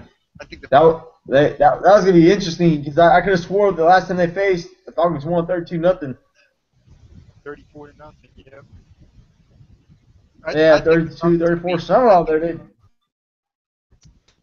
I think the Falcons could beat the Giants. I mean, I think so too. haven't lost last I don't know week if it'll be a against the shutout, Vikings. but I guarantee he's gonna win. They're gonna win though. If it's a shutout again, dude, bro, I can see Bones coming out on YouTube all depressed. Like, you know what? I gotta give props to Bones, dude. I know he had a shitty rookie year last year. But he's actually a stand-up, honest guy, dude. You have to respect Bones. You can't hate on him, dude. He's actually a respectable man in general, and he's actually a good dude. You can tell he has a good heart on him, and I know he's cheering for the shitty fan base and everything for a shitty team, but hey, he's actually a good guy. I like Bones, and I actually like Eric Papp C. The rest of the fan base, not so much. And Pride. I kind of didn't like Pride at first, but once I understand what Pride's personality is, and in general, once I actually talk to him outside of football, he's actually a really good guy too in real life outside of football in general. And he's not an actual evil person like everyone proclaims him to be. He's actually a really cool dude. And because my first year in TTC, he was actually really good friends with a Cowboys fan online, and I don't know the guy's name. Ripper Eagle mentioned him, and he mentioned him. But he died in real life off of Facebook, and and he died. And I remember Pride was giving him a shout out and stuff like it. It kind of tore Pride up. You see, I know we bumped heads a lot because he was a Cowboys fan, I'm a Giants fan, but outside of our football fan base, he's actually a cool dude. And I never met the guy in real life. It's just a damn shame that he died. Because he's actually my friend, and you can tell that kind of ate him up inside, and in general. And I sent him a message. I know we bumped heads in my rookie year. I told him, well, I hope you're okay with that Hurricane Sandy situation. I hope you're okay. I hope you're safe and everything, because that's something serious. I don't wish no harm upon you. And he said, man, I appreciate that, man, and yeah, I'm fine. And just Queens got kind of fucked up here and there, and in general. So he said, if I'm okay, I survived the situation, though. He said, yeah, I ain't gonna lie, I was kind of scared, though, he said. But I'll be scared, too. I mean, anybody would be scared of a hurricane because tornadoes can happen in a hurricane. It's tropical weather and shit. People don't realize that. Yeah. But yeah, dude, Pride is actually a cool dude, man. I got no beef with him personally, and I know he's an asshole sometimes, but he's actually a good guy though. Oh, there's Steven Rose. Some bitch finally showed up. You know, see me? Picture we can see. I can see your profile picture. How do I turn the camera on? Oh, You never go mind. up to the thing. It says turn on. There you go. Right, there you go. Yeah. All right. Before we start this, nothing personal outside of football. Just strictly football talk because I don't trust the TTC, especially after the way they're treating Robbie Reds. I already spoke my opinion about that, by the way. What did you say? I said it's none of my fucking business to begin with. If his parents died for real, and he apparently, like Jay Watt said, everyone handles death differently. If his parents died for real and everything, that's on him. If he made it to be a sick joke, well, you speak to life and power of death in your tongue, like the Bible says, and that's going to come back on him tenfold. If he swears up down, he paid Cop Pizzle $250, two credit cards, whatever, $250 each, then that's up between him and God and Cop Pizzle. It's not my fucking business, though. I just left it at that. But at the same time, if his parents did pass away, I am sorry to hear that because I mean, some people are not close to their parents. Apparently, he was, and in general. So I got no beef with him on that. So I wish him the best of luck either way. If he lied, that's between him and God. God knows the truth, and what comes around goes around on that. But it's not my business though. It's not my fucking business. The funny thing about this whole situation is that we have a lot of people in TTC who have bet welts before, and sometimes they forgot to pay their bets, and that happens. But doesn't that still constitute as bet welching in a sense? You still didn't pay your bet if you forgot to do it, right? Yeah, it is all bet watching regardless in the end, Steven.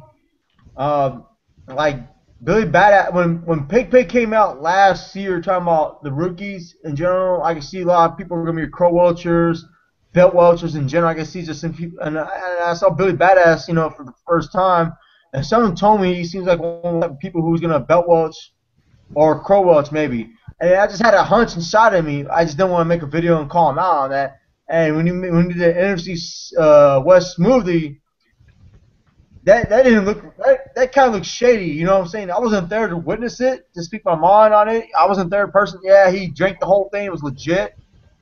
But we don't know what's in that cup. It's just one of those he said, she said things moment. We don't know what's in the cup. It's just what you showed us in general.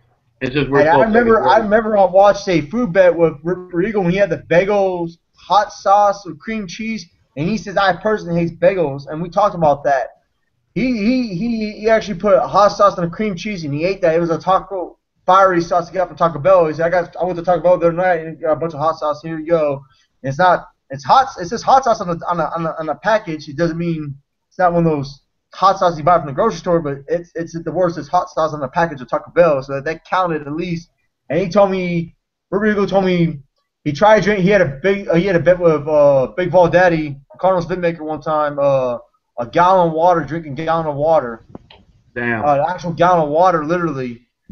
And he drank most of it he could, and he couldn't do it no more because he started feeling sick, and he said, I don't want to do it no more. I feel sick. And if you drink too much water, you could actually drown like that, believe it or not. And he decided he could.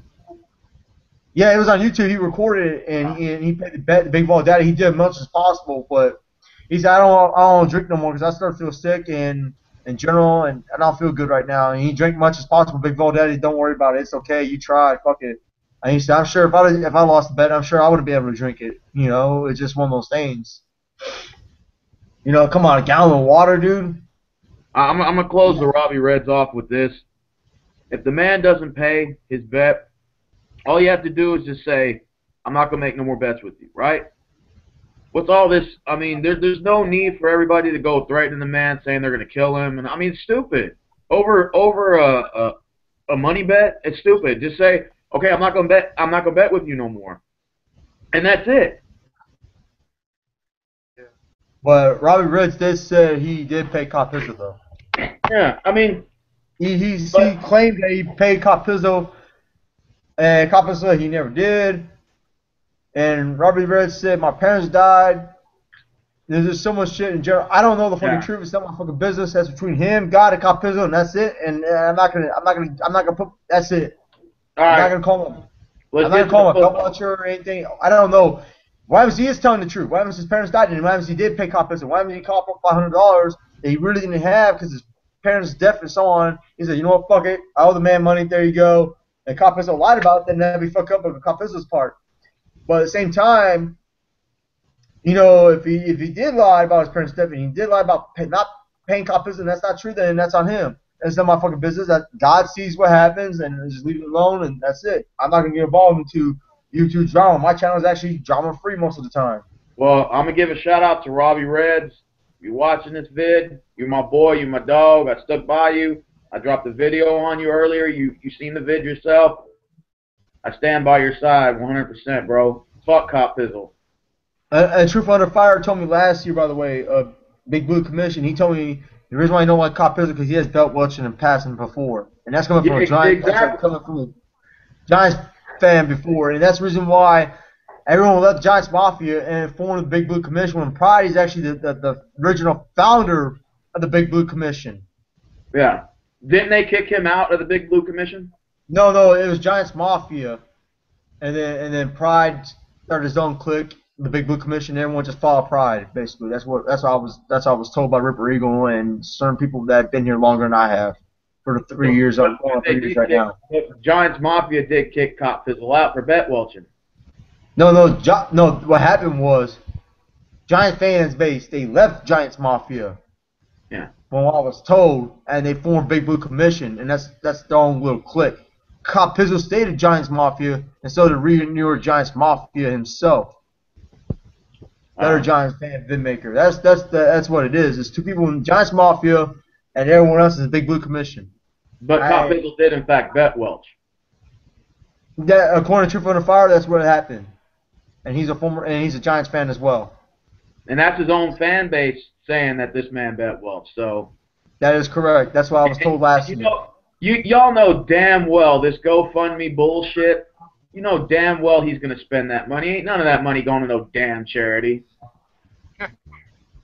Honestly, I don't know him personally, dude. And I sure would not send him a fucking dollar to his ass, to be honest. I wouldn't send him a penny. I wouldn't make any bets with him. I tell you that right now, dude. It's just, I don't like. There's only two people I trust off of YouTube, like on the internet off of YouTube. Matt Ogden, obviously, I trust him because I didn't have a lot of time at the time, and he set me up with a new account on YouTube and everything, and I trust him in general on certain information. And so far he's been an honest person in general, so he hasn't fucked me over yet. Thank God. I'm just playing, Matt. You're a good dude. And Ripper Eagle 96, I've been knowing him for 3 years, off and on YouTube, and I trust him the most too as well. And he's a good personal friend of mine. And if I told Ripper Eagle, I texted him earlier this week, this is not set in stone, but depends on the money situation. You know, whenever the Cowboys and Eagles play, you want to do a Let's Hat and have the name stitch on the side. He says, sure, why not? I go, but I just want my nickname on the hat. I said, well, I can get you your real name. You don't have to show it, but it's on the side though. If I lose, but like I said, remember it's not set in stone. We'll see when the time comes. He said, okay, cool. Like he's the first person that I trust an actual cash hat bet whatever in general. Like I don't trust Robbie Reds because he came up to me earlier this season. Hey, he bet you $50 that we go 3-0 in the state of Texas. Well, I would have won week 1 if I took that bet. But I don't trust him. It just I loaned somebody $100 one time a long time ago off the internet, and I never got it back. Today I'm struggling. You have $100 I can borrow. Sure, no problem. Give him $100, and that person doesn't talk to me no more. That I've been bet welch like 3 or 4 times. But So let's get but into anyways, this game. Yeah, let's get to the game. Let's get to the game. All right, so now my question to both of you guys: what player do you think is going to be the X factor in this game? DeMarco Murray. So, all right, Okay, Michael, DeMarco Murray. For my team, I'd have to say most likely DeAndre Hopkins. Not J.J. Watt. You're not gonna Yeah. be like every Texas fan and say we got J.J. Watt. Well, J.J. Watt, I already know he's going to bring it, but I think DeAndre Hopkins, like, he's the X factor on our team because after Andre Johnson leaves, this man's going to take the place of Andre Johnson. Have you seen his one-handed grabbing catches? He had 2 in the Giants game, and 1 got called back because of a fucking bullshit holding call on Dwayne Brown. That wasn't a hold. He leaped in the air and snagged it with 1 hand. I shit you not. Go on YouTube and look it up. He did it 2 times in that game. That guy's I didn't watch it. rising star, and he's going to be our future.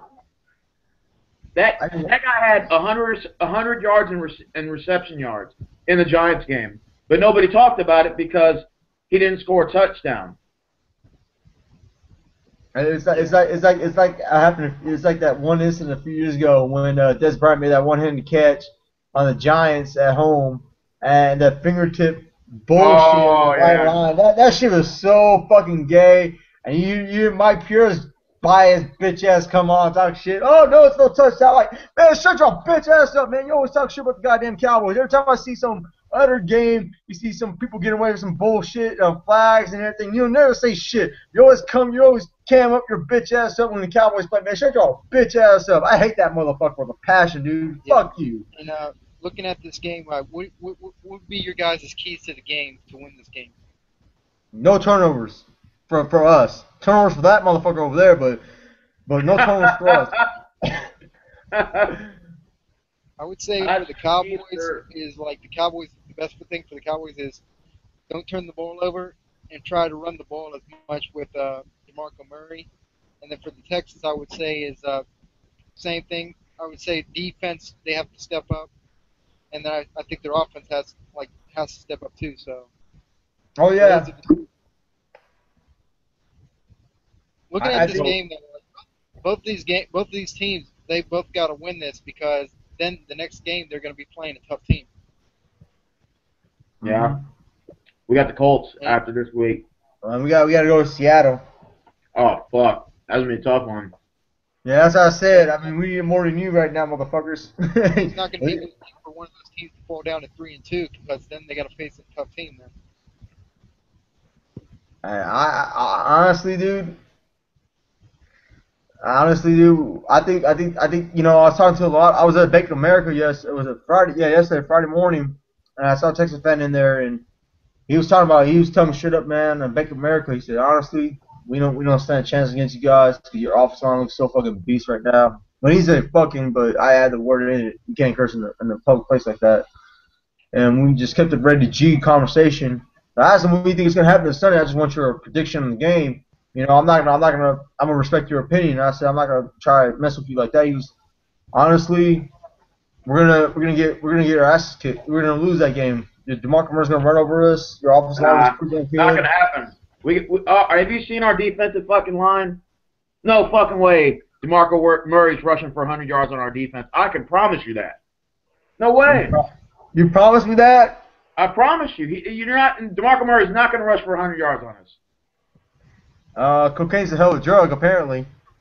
Yeah, it sure is when you're a Dallas Cowgirls fan, because there's no way. I'll bet you $20 he's not going to rush for 100 yards.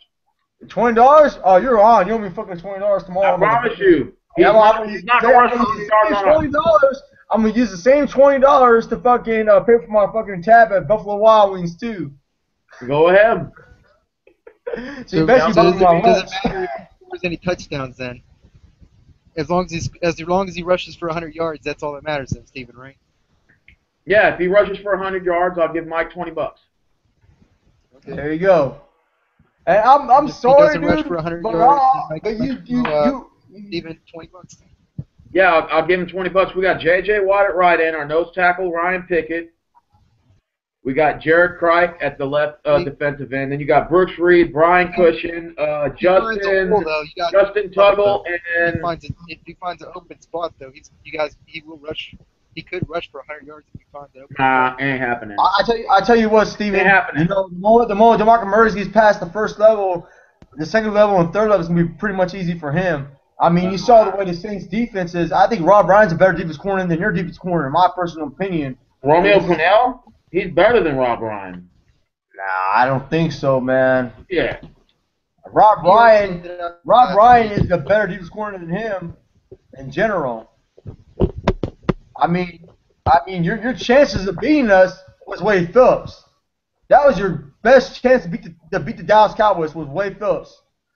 And nothing against Wade Phillips. I thought he did a phenomenal job with you guys on defense. I gotta give him props on what he did for you guys. I'm like, wow. Wade Phillips turned his team around, and it's just Gary Kubiak fucked it up for you guys. I think Gary Kubiak was a better offensive coordinator than the head coach because look what he's doing for Baltimore right now. He's actually he's doing pretty good. I give him credit for that. But I don't think his job as a head coach. I don't think he was a head coach guy. I think he was more of an office coordinator guy. So I'm looking at the stats right now for DeMarco Murray. In every game, he has rushed for 100 yards. Well, it ends this Sunday. Every single game he played this season. He's rushed for 100. It is tomorrow. He's not rushing for 100. So he is going to rush for 100, dude. Bullshit. I promise you, Steven, you're going to owe me $20. This is the easiest bet that I made for the whole year. PJ even said that Paul Verduri said my coworker, my friend I'm with, he said DeMarco Murray's probably going to end up getting over 100 yards. I think personally DeMarco Murray's probably going to get 200 plus yards on y'all. That's just my opinion. You guys have a hard time already against the run all year already. You haven't faced an offense like this offense. You haven't faced an offensive line like this. I don't know if you watched. Did you watch the Sunday Night Football game last Sunday? Yes or no? Yeah, I watched it.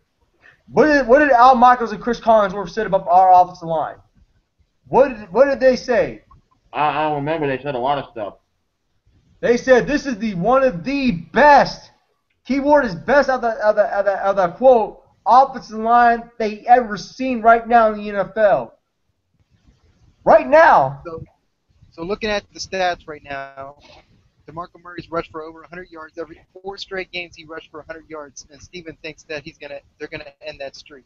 Yeah, we're gonna end it. We did it against the San Francisco 49ers. Saints a good defense. The Saints defense doesn't have a good defense, and they had depth. They had 4 turnovers on us in the first half. You tell me that's not a good defense? They couldn't stop the run. They couldn't stop the pass to save their lives. The score was 31-3 in the fourth quarter. Defense, and they had 4 turnovers in the first half. They caused DeMarco Murray a fumble. They stripped the ball away from him in the first half and ran back for a touchdown right off the bat on that game. So you try and tell me, quote unquote, the 49ers don't have a good defense. Okay. No, 49ers do, not the Saints. Yeah, the Saints have a good defense. We didn't turn the ball over one time. But DeMarco Murray still rushed over 100 yards on the 49ers defense regardless. He averaged at least 6 to 7 yards a carry on the 49ers defense. Okay, I'll give you the Niners. I think the 49ers defense is a lot better than you guys. I think their linebackers are better than your linebackers. I mean, all right, I got to give you that. Your Schrader, whatever his name is, the strong safety, he's actually talented. And I give you J.J. Watt. That's it on your defense. I'm not worried about Brian Cushing. Brian Cushing's not the same Brian Cushing since he got busted with steroids or illegal substance, whatever he took back in 2010. He's not the same motherfucking player. He doesn't produce as much. Rupert Eagles said it himself, and he's not a fan of neither team of ours. And that's just being unbiased. Matt Ogden said that earlier, too. Well, before he joined. He's a Packers fan. What I like about our fucking defense is the fact that Kareem Jackson is no longer playing the outside.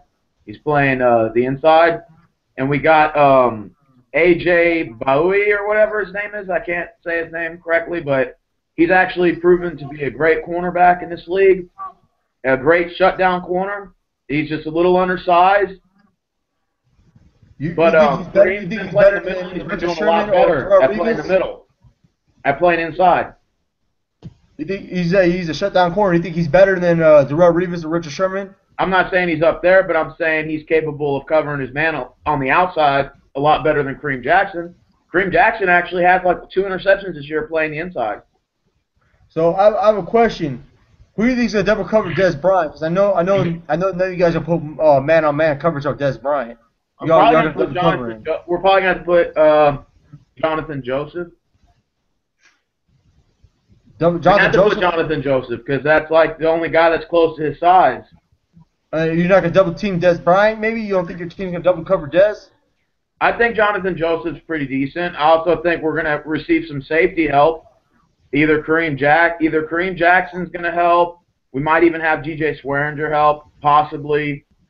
We also got can't think of the other Shiloh Keo, which is also another safety that also helps on double coverage. He's also pretty decent. We got some good. I'm telling you, we got some good safeties. I think your safeties are better than ours, but I think our front seven is better than yours. I totally disagree. I know Bruce Carter. I know Bruce Carter's not gonna be playing tomorrow with the quad injury since he kind of strained his leg last Sunday night game against the Saints. And I'm not sure. I think Kyle Wilber's gonna take his place, if I'm not mistaken. We still got Rolando McClain and we still got Justin Durant still playing their respectable positions at Mike and Sam linebacker. And I think in general I think our front seven is a lot better than your front seven, to be honest. Nah, bullshit. All right, I give you J.J. Watt the best defensive end of all our defensive ends. Okay, that's the only thing I'll give you credit for. That's it. Because I'm not ignorant about Whitney Merciless. What about DJ Swearinger? Daniel Mannon's back. I thought DJ Swearinger, whatever his name is, was a fucking strong safety.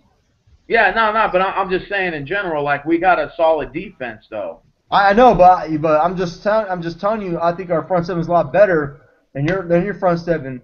And I'm not worried about Cushing because he's not the same player as he once was since he took steroids or illegal substance, whatever he took, and he got busted for. He's not the same player. He has not produced a lot. He's been injury prone the last few years since he's been busted. Let's just be honest right here, man. Oh, and you forgot about Brooks Reed. That's our Clay Matthews. Mark that, Matt. I could have swore every Texas fan said Brian Cushing was your Clay Matthews. Brooks Reed. It's Brooks Reed. I'm not worried about him either.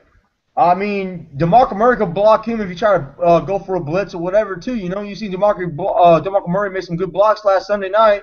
Our offensive line's gonna, our offensive line is, I'm telling you, bro. I'm telling you right now. You're gonna find out tomorrow. If you couldn't beat us in 2010, like Crusader said, I forgot to mention in my video, if you couldn't beat us when we had Wade Phillips back in 2010, you ain't gonna beat us now. This is a totally different team. You couldn't beat us when we were 0-2 going to Houston. You guys were 2-0, and week 3, you couldn't beat us now. For him to rush for over 100 yards in 4 straight games, and the Texans, for him to do that against the 49ers defense, which is pretty good. Yeah. So, Steve, you think the Texans defense is better than 49ers defense? I'm not saying that our defense is better than theirs, but I'm saying that our defense collectively can shut down the run. We got a good run defense. Our pass defense. I was told by every other Texas fan I met, they automatically admit that their passing defense is a lot better than the run defense. I don't know. I think our run defense is a little bit better, but I think our pass defense, like our secondary, is a little questionable. I mean, of course it's questionable. You saw what Aaron Rodgers did to y'all's secondary a few years ago. You guys were undefeated and beat all these fucking shitty ass teams like the Dolphins and everything until you faced an elite quarterback that came in there and fucking owned your ass. And the Packers were fucking quiet all year.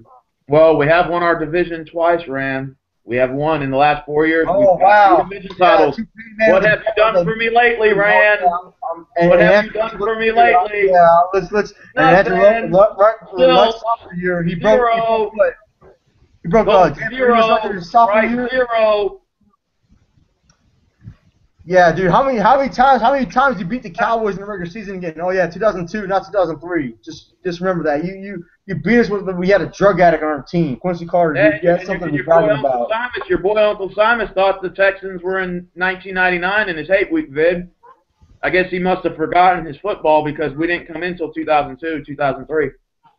And he said in 1999 we beat them. He must have been referring to the Titans. I'm looking at the stats right now. Houston's ranked 23 against the rush, their defense. Against the rush? Yeah. What about pass? Against the pass, let's see. Defense. Rushing. Against the pass, But I'm gonna check it right now. Let's see. Um, But remember that 23rd rushing against the rush is very, very skewed, and I'm gonna tell you why. Because we shut the rush down against the Raiders, the Bills. Wow, Raiders, Bills. Oh my goodness. The Raiders. These guys are real badasses. Oh, watch out, The everyone. Giants are I ain't gonna lie. The defense did a great job against the Giants in the first half, but the offense was not producing, like I said in my crow, and the defense got tired and gave up. You got Ryan Fitzpatrick on your team. You should have kept that shot if that was the case. That We held the motherfucker Giants. sucks. The Giants had 2 red zone turnovers in the first quarter. 2 red zone turnovers, 2 forced fumbles. Okay? hey, Steven. Not to mention Eli got sacked once. J.J. Watt sacked him. But our offense wasn't producing. I give credit to the Giants' defense for doing their job, just like our defense was, but our defense got tired out. Steven, Man, I was just trying to speak to you, dude. Yeah. you said you want to know what the Houston Texans defense is against the Yeah, pass? sure. You really want to know? Why not? All right. Against the pass, you guys are ranked 30th. God damn, it's worse than the And rush. against Dallas against the pass, they're ranked 3. Shit, that's not bad. Well, you know What's our rush defense? Dallas's rush defense. Let's see. All right, so we know the Texans is ranked 23rd. Let's see what Dallas is. Give me a second.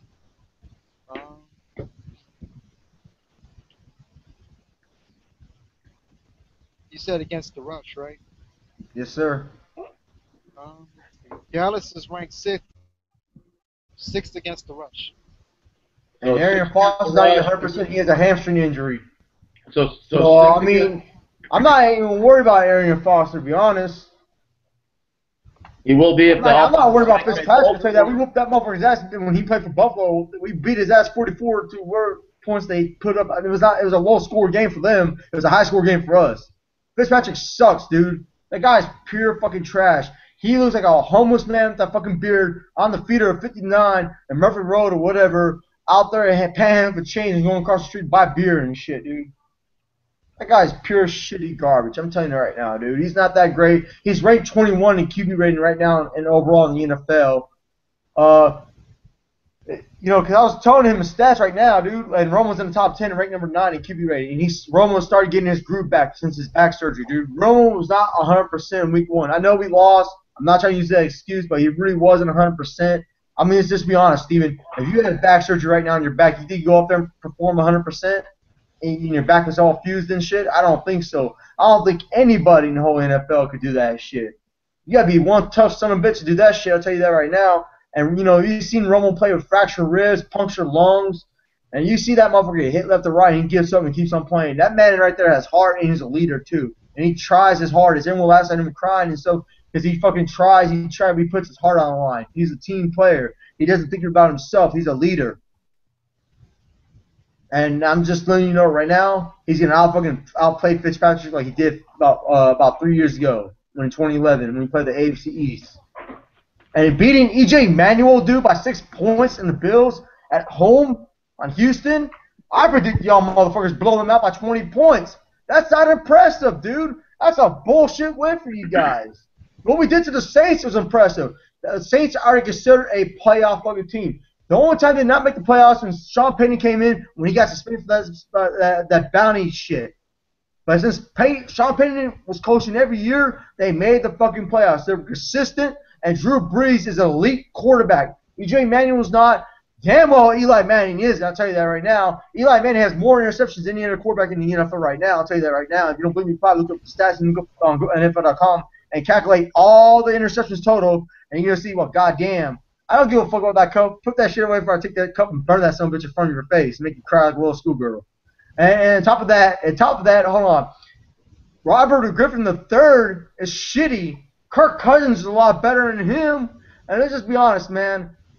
Drew Brees is better than all those guys put together as a quarterback, dude. And we shut his ass out. I'm not saying Fitzpatrick is elite. I'm just saying he's decent. I say Matt Schaub is better than that motherfucker right now. I'm saying for the time being, like he's okay. I think y'all should have kept Matt Schaub if that was the case. I think you're better off with Matt Schaub right now over Ryan Fitzpatrick, fool. Just be honest. That's possible. It is not possible. It's the fucking truth as an NFL fan outside of being a Cowboys fan base. To be honest, because I am an NFL fan, I will look at players being unbiased and tell you how it is and tell you the fucking truth. I think Matthew Schaub is a lot better than Ryan Fitzpatrick. I think he's more talented. Do I consider Matthew Schaub better than Tony Romo? No. Do I consider Ryan Fitzpatrick better than Tony Romo? No. I consider Matt Schaub as a better quarterback than Ryan Fitzpatrick. If you're going to get Ryan Fitzpatrick, you should have kept Matt Schaub because there's no point in having trash, a downgrade. You're supposed to upgrade in life, not downgrade. You say you dated a fine-ass bitch, right? And you're with her for a while. You're supposed to upgrade to a finer bitch or about the same level. You're not supposed to downgrade to an ugly, fat, depressing bitch. You know what I'm just saying? I'm just being serious. Let me answer this. And Ogden, you can verify. Ogden, have you actually watched the Texans highlights of all of our games? What's up? Did you watch any of the highlights of all of our games? Yeah, I've seen him. Have you actually seen Ryan Fitzpatrick go for the quarterback sneak and take a hit as he's going for the first down? He doesn't slide like Romo and them do. He actually fucking runs for the first down. I mean, I ain't gonna lie, he's gonna get himself hurt and he needs to kind of tone it down a little. But he had 7 carries, 34 yards in the Giants game. Not bad for a quarterback who's in his 30s. And he took some heavy fucking hits when he was rushing, too. He rushed for a first down. He leaned in with his shoulder. I don't know if it's Pierre-Paul, I think, came and smacked him. Like, gave him a late hit. Ref didn't call it. No big deal. And Fitzpatrick got right back up like it was nothing. Same thing in the Bills game. He went for a quarterback sneak. Two occasions. Took some pretty heavy hits going heads up with the fucking linebackers. One thing I give Fitzpatrick is he's got fucking heart and he's got toughness. And so Romo doesn't have toughness and he doesn't have heart? I'm not saying that Romo doesn't. I'm saying that Fitzpatrick will go heads up with your linebackers to get the first down to extend the play. He kind of reminds me of Ben Roethlisberger in that case where he can extend the play and get the first down. He will take the hit and put his body on the line. And I have respect for Fitzpatrick in that scenario, in that circumstance. Okay, he can do one thing more than Matt Schaub. Okay, I give you that. Besides Matt Schaub, you're about to come off that one game against Denver Broncos, first coming back into the NFL after his neck surgery. Okay, I'll give you that. Okay, fine. But the thing is, he's still not going to play Tony Romo. Actually, believe it or not, Freddie, Freddie. He sent me a message on Facebook, and I'm gonna quote on reading this message on Facebook right now. And this is what he says, a fellow Texas fan. And you're gonna listen to what I have to say right now. Hold on quick. Get on Facebook. Go through the messages real fast, and I'm gonna tell you right now on Facebook. And there we go. I'm gonna look it up right now. And this is what he said. Too bad. I wish I tried to download the screenshot on my phone. They said my phone's not rooted, so I was trying to show him that. He said, yeah, thanks. All right, bro. Get at me whenever you, and can't wait for your crow because y'all gonna lose. I doubt it. According to Vegas, things aren't looking too good for y'all. I told him you stole me $15 worth. The odds are never in our favor. That's the best thing. LOL. Yeah, I got you. I said, shit, Freddie. Let me ask you this: would you put cash on Vegas online for your team? He said, depends on the stakes, but in this case, I bet on the Cowboys now. I wouldn't just because I know it's going to take a miracle for us to win. So I was going on about certain things. And he goes, now I wouldn't, LOL. It's not even funny because we need a lot to happen for us to win. It's rough. And, basically, he's not even confident as a Texas fan. As a fellow Texas fan, he was trolling me and talking shit all this whole week. But I told him, would you gamble on your team? If you're so confident in your team, would you go online, set up a account online right now, and put like $40 or whatever on the line? And he told me right now, straight up right now on Facebook earlier, Steven, he would not do it. He would not do it because he knows the Texans are going to lose. And that's just being honest. What's the name? the foreman, whatever his name is, another Texan fan, he said to me, he told me after the Saints game, I'm not gonna lie, the Texans are gonna get the fucking asses kicked now. We stand no chance for sure. It's over. It's over, dude. Like, why can't you admit it, man? Why you have to be so fucking ignorant? Why don't you be like the rest of these realistic motherfuckers and quit being a fucking homer over there and admit it? Okay, you motherfuckers have no chance of beating us. Okay, the only way you can beat us, the Dallas Cowboys died in a plane crash, and unfortunately we're playing there, so it's impossible. And that's it. That's it. You're not gonna beat us, Steven. You're not gonna beat us.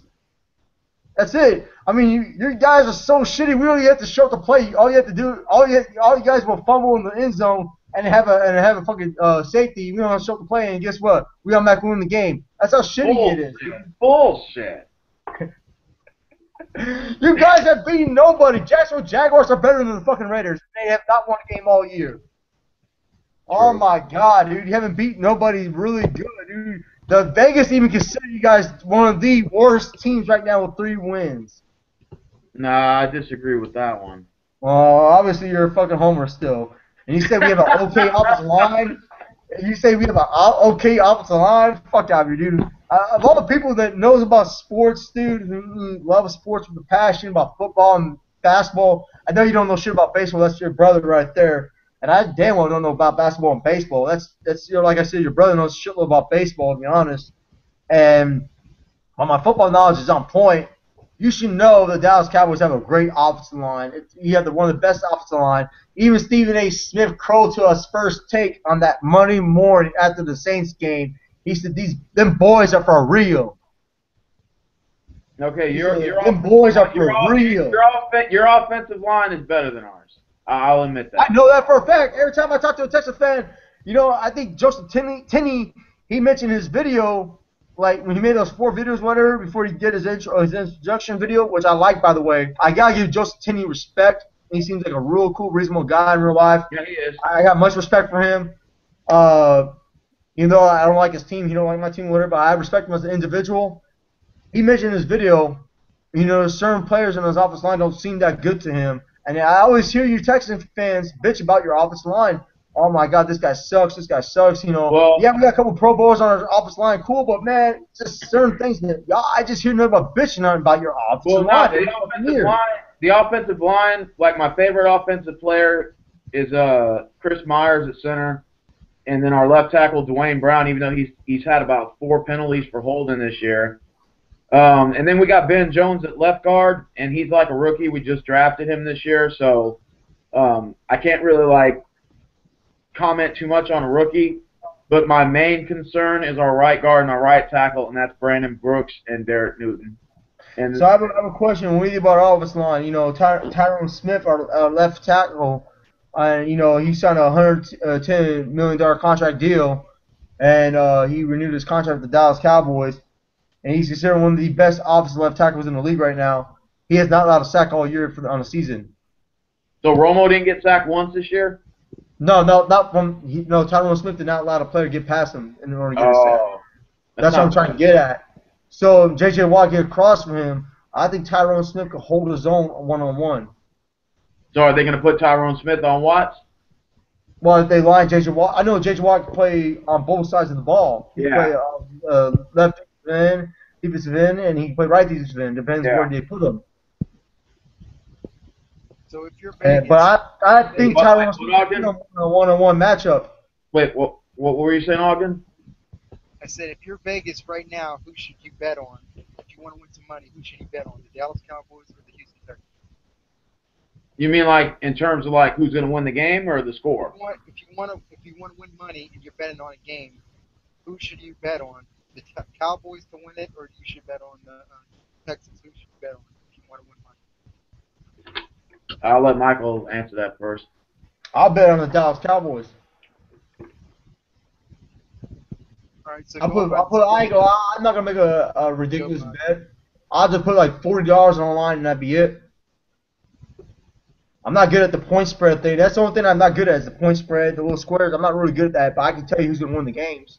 And I'll just put $40 and double my money, make 80, and you profit $40 or more, and then have 80 total and put them on pocket. That's what I would do.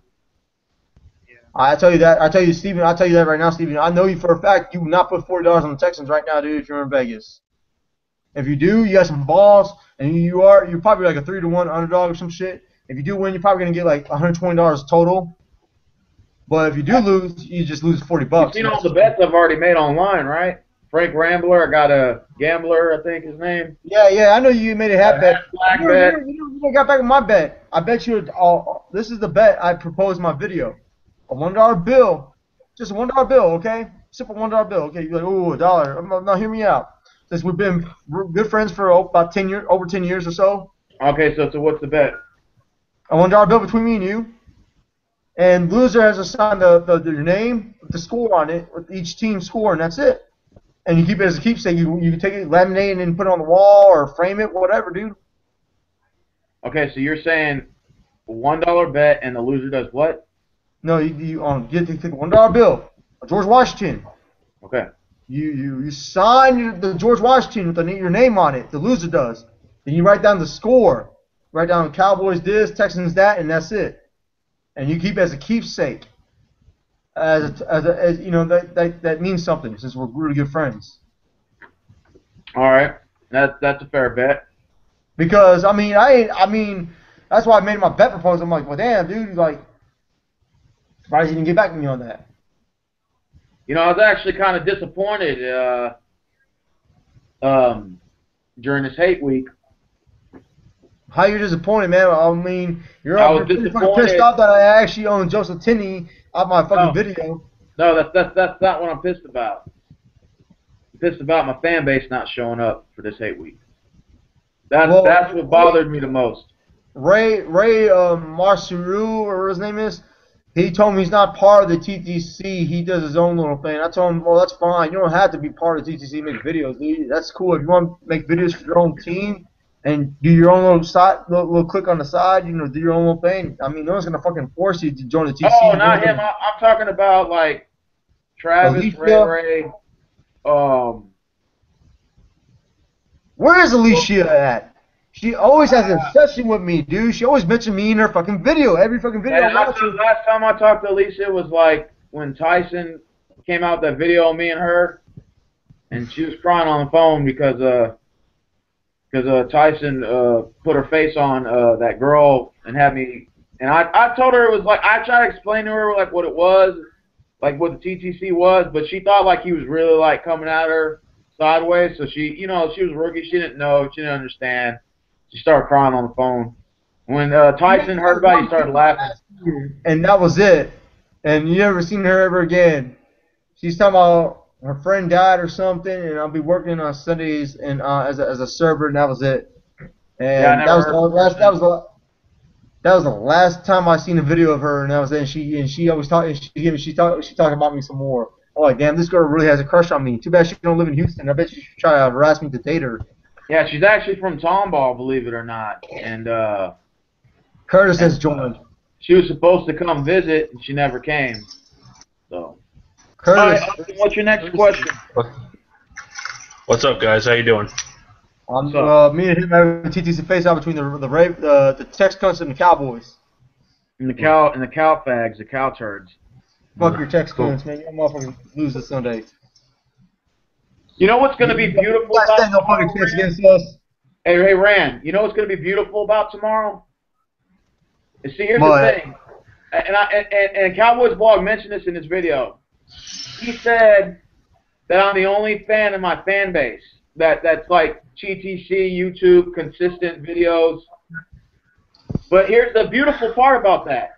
If I lose, I make one Crow video and mention everybody's name. But if you lose, I get to see multiple Crows from everybody in your fan base. So I get to sit for an hour or two, sit back, relax, and watch all of your Crows like if I'm watching a movie. But if I lose, you get one Crow with everybody's name. What, 5-10 minute Crow? No, Joseph Tinney's gonna give me a call, and Ray Marciru, or his name is, he says he's gonna give me a shout out. So I actually got 3 Crows coming to me. All right, 3 Crows. I'll give you that. I was really hoping Ray would show up. I was hoping too. I was hoping too. I thought he was the best trash talker. And Ray He put up the best. He put up the best Texan Cowboy fucking video out there, dude. I said, dude, this is the best video of your fucking fan base because Steven didn't do a good job and Joseph Tinney didn't do a good job. You put up the best video. I thought Ray was gonna put a better video than all y'all put together, but I didn't. No, I thought my video was pretty decent. I didn't think it was that bad. All you did was talk about rappers and shit for like good fucking 6 minutes. That was the second video. The first video, I did take some shots at your team. The entire vid. What second video, dude? That was the only video I saw. No, I got a second video, but YouTube blocked it. You have to have I think a laptop to watch it or whatever. You can't see it from your mobile phone. You know what I'm talking about, Matt Ogden, right? I got a second video on there. Yeah. Yeah, I do. I didn't see that one. I saw the one talking about rappers. I got a second video. I'm like, the fuck is he talking about? I didn't see it. I couldn't find my subscriptions. Maybe they canceled or some shit like that. No, YouTube blocked it. YouTube blocked it to where it says like people in certain countries can't see it, and so only certain people on YouTube can see it. I don't know why. You can only watch the video if it's like on a laptop or a computer. You can't watch it on a tablet. Is this really a face-off? Because like your video said discussing NFL games. Yeah, I mean, we're face off. Curtis, I tried to explain that to you. Video before. I mean, we're just talking about the game tomorrow, whatever. Just it started at TTC Face-Off. We talked about Roddy Reds, the bet thing, whatever. Then we're just going from topic to topic, just jacking around, dicking around. Hey Curtis, check this out. This dumbass right here told me that DeMarco Murray's not gonna rush over 100 yards tomorrow. He's not. Wait, He bet me DeMarco, 20 bucks on that too. Oh, okay. DeMarco Murray, you said he's gonna rush for over 100 yards. Is that what you said? No, he's not. He said he's not, and he bet me $20, and Matt Ogden's the witness. Well, they got a good front seven, so it's possible that DeMarco Murray does not have a big day. But I mean, he could get like 70, 80, something like that. 23rd right now against the run on defense. I mean, we'll see. And DeMarco Murray is the NFL leading rusher right now in offense overall. And he has became NFC Player of the Month on offense. Okay, we'll September. see. We'll see what happens with DeMarco Murray, man. He gets passed 4 games. Four games straight over 100 yards each. And actually, week 4, he almost came close to 200 yards. I think he rushed for like 180, 185 yards. If I'm not mistaken. Jared Craig, J.J. Watt, Ryan Pickett, our nose tackle, is not going to allow it. Brooks Reed, Brian Cushing, Justin Tuggle, Whitney Merciless is not going to allow it. Our fucking front seven is beast mode. Then you got DJ Swearinger in the backfield. No way. Not going to happen. I'll tell you one thing. Well, I'll tell you one thing. When he gets past the first level, the second level and third level is going to be fucking easy for that motherfucker right now. I'll tell you that right now. Swearinger's going to lay some fucking hits on him. I'm not saying he's going to lay some hits, but I'm just saying he's going to rush over 100 yards. Key word. You say he wasn't. You're being a homer again, dude. You mentioned Terrence Williams in your video. You mentioned Jason Witten. You didn't mention Cole Beasley. I mean, fuck. At least I give you some credit on your fucking team. Give me credit on my team. Put me in a homer. You were talking, Curtis? yeah, I asked, like, has the Texans' defense slightly improved in the last few weeks, or they gotten worse, progressively worse? Just be honest, both of you. We'll see what you got to say. I think they're worse than last year since Wade Phillips got fired. Nah, no way. I think if anything, they got better. They beat a couple shitty ass I'm teams. talking about this season, over the last 5 weeks. Over the last 5 weeks, how they gotten better or worse? Like from week 1 till today. Worse. I mean, it really depends because if you look at the Giants game, the defense got worn out in the second quarter because the offense wasn't producing. Fitzpatrick threw 2 careless interceptions and put the Giants on their own 20-yard line and had 2 easy touchdowns. So, of course, the defense is going to be penalized for that. But they kept the Giants at 0 points for almost the entire first half. The ghost of Matt Schaub's pass. And then we had 2 red zone turnovers. Our defense has actually had 4 red zone turnovers this season. So you're good in the red zone. I mean, we have 4 red zone turnovers. So you're not good. I don't know. I mean, you're all right. This is what I see. I think Tony Romo might actually have a pretty big day. The Texans secondary sounds pretty shaky. I mean, but then again, I mean, I don't think the 12th man's going to help Texas very much. I mean, the Cowboys. It's been a long day.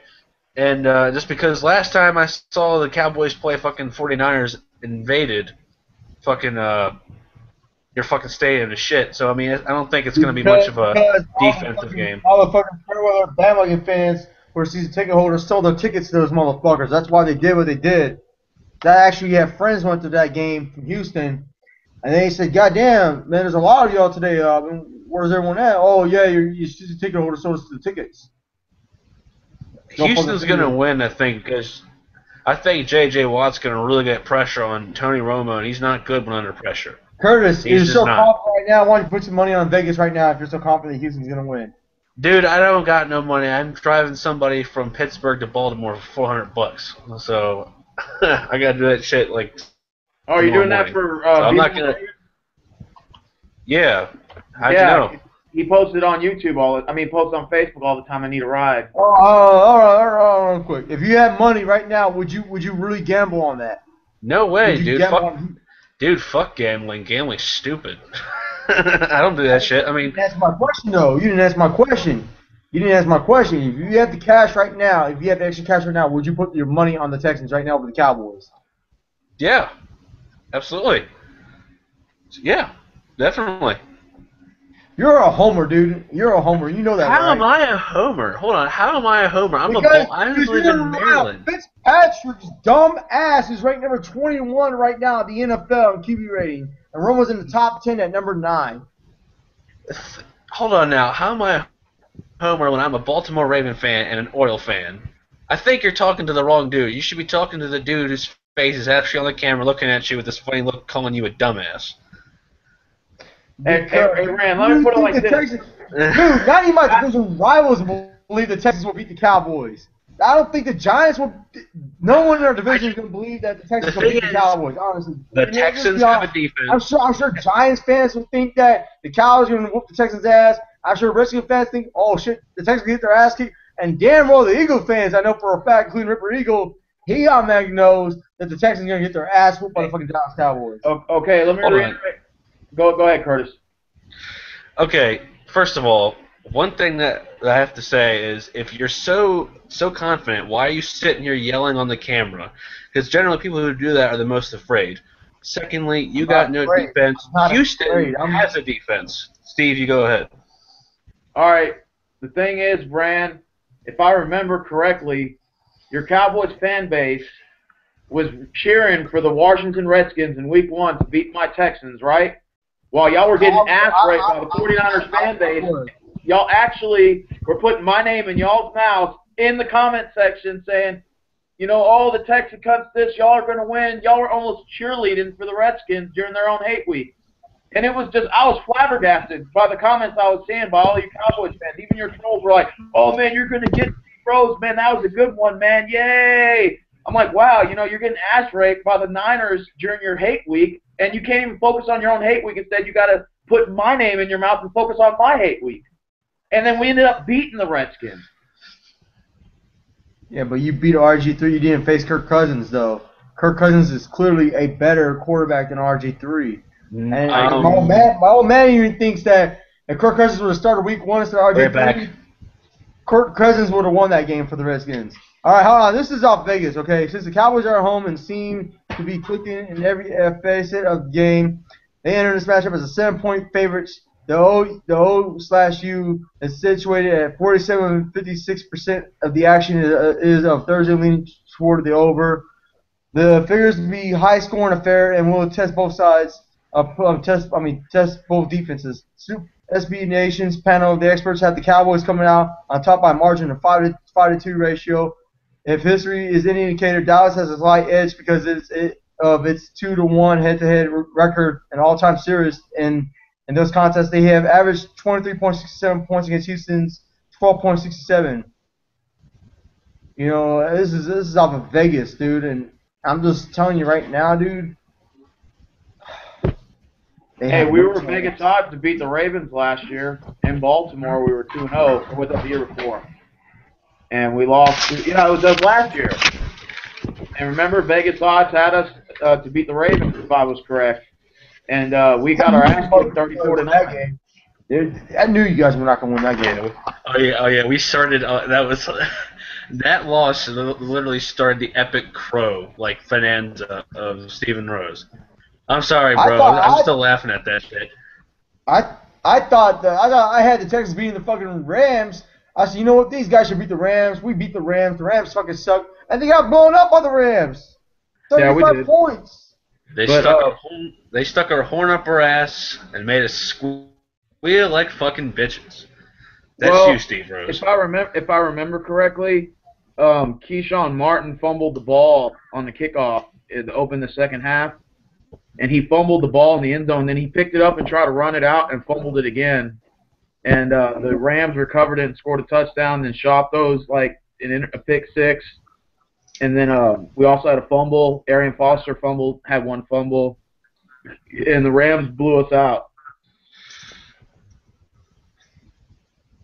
Hey, Curtis, I have a question. I mean, what? Do you believe the Cowboys are going to lose because you hate the Dallas Cowboys?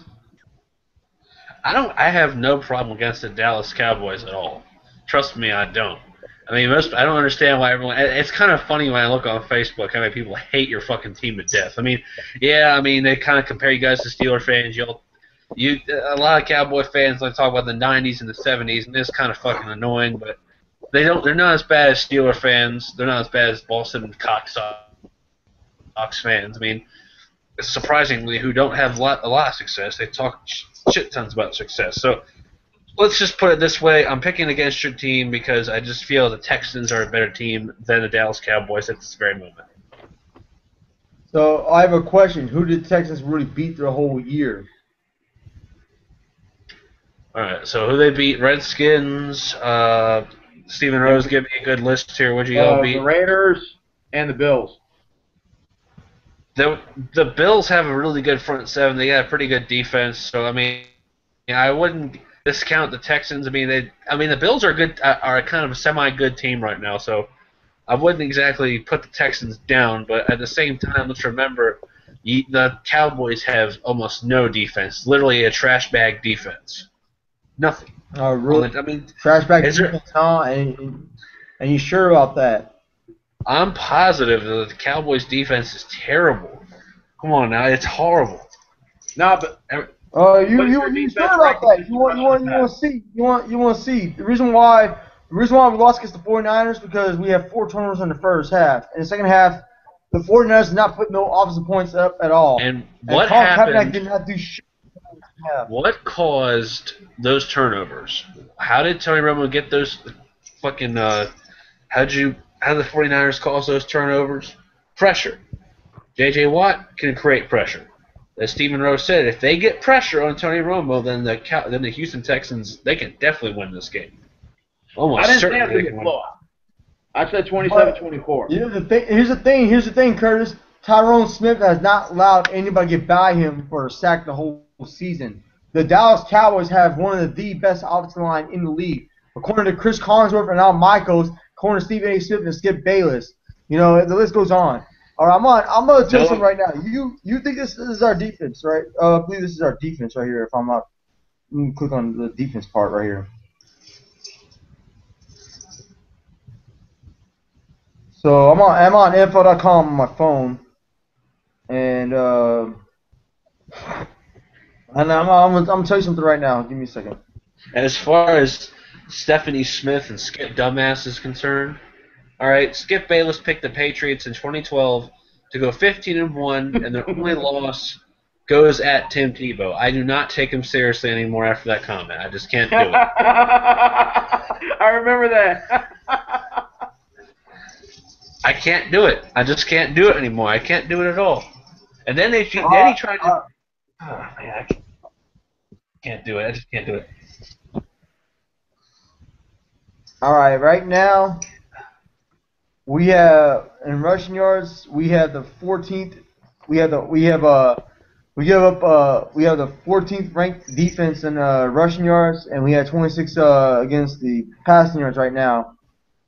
But I mean, so far we give up 379.8 yards, and we're ranked number 21.5 over points, 10th overall, basically. But I mean, honestly, dude, to tell you the truth, though, the Cowboys would have won that game in Week 1. And let's just be honest, Romo was not 100% that game in Week 1. He really wasn't. He just came off of back surgery. He had a back fused it, in general. I'm sure anybody came off the back surgery with the back being fused, I'm sure it'd be hard to come out and be all badass. I mean, I'm sure that hurts like hell. Let's just be fucking honest now. I don't think anybody has. It's painful. I mean, All right. Week 2 came by. He was like, okay, starting getting a little bit better. Week 3, Also- he's started improving. Go ahead, Curtis. Let's Or also he's be honest. being 100% healthy. All right, Curtis, go ahead. You're talking about the offensive line of the Cowboys. I mean, no matter how good, this is J.J. Watt we're talking about. This isn't T. Sizzle, who, even though if T. Sizzle was in his prime, he wouldn't be able to do it. This isn't James Harrison. This isn't fucking Clay Matthews, Julius Peppers, or fucking, Deion Jordan, or fucking Cameron Wake. All those really elite pass rushers, like in the prime of their days, that could just blow up some of the best offensive lines in the league. But J.J. Watt literally plays like I'm not trying to kiss the Texans' ass, but I mean, this is J.J. Watt we're talking about. He's like literally a playmaking machine by himself. He's pretty much is the Texans' defense. Yeah, that's true. He's only one player on the whole team. He's only one player. They need more people on their defense to do good. And Brian Cushing's not the same player as he once was. He got busted for illegal substances in 2010.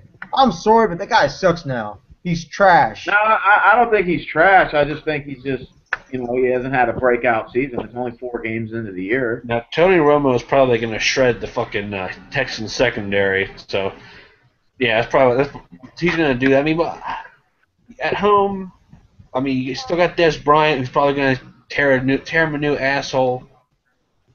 You got I Terrence think Williams. is Arian Foster still? You got Devin Yeah, Escobar. Foster's You got Dwayne Harris. You got Street. You got Cole Beasley. I mean, the list goes on, dude.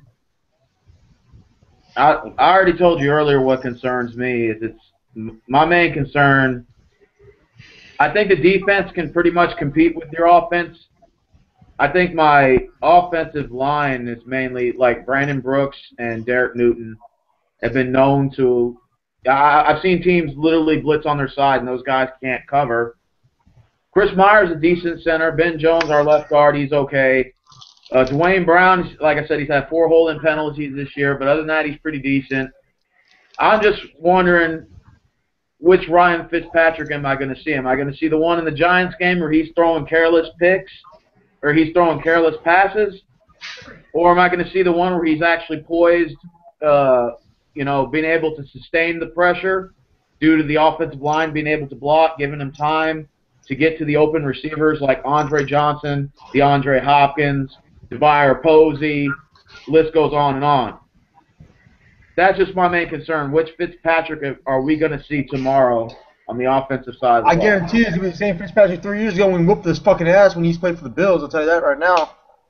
That motherfucker sucks fucking balls. Like I said, you should have kept Matt Schaub if that was the case. Actually, Ryan Fitzpatrick had Matt the Schaub. highest I'm quarterback sorry. rating after the first 2 games of the season. He had the 3rd highest quarterback rating.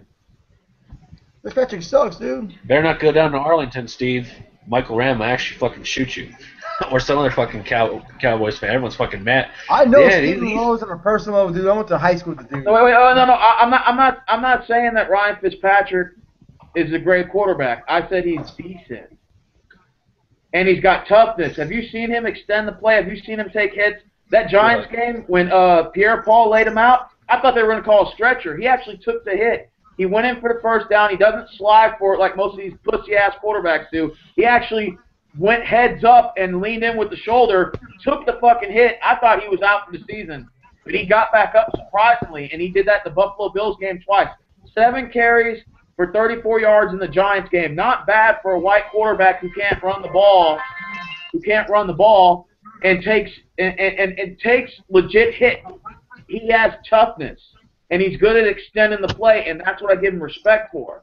What my main concern is careless passes. And in the game against the Giants, he threw like 3 interceptions, and 2 of them should have never happened. But he forced the throw. he forces the throws, and sometimes he gets nervous and he throws the ball too early. And that's what I'm mainly concerned about against Michael Rand's pass rush, I think, who's ranked 3rd in the league, I think, or 6th. What did you say it was, Ogden? 6th or 3rd? 6th?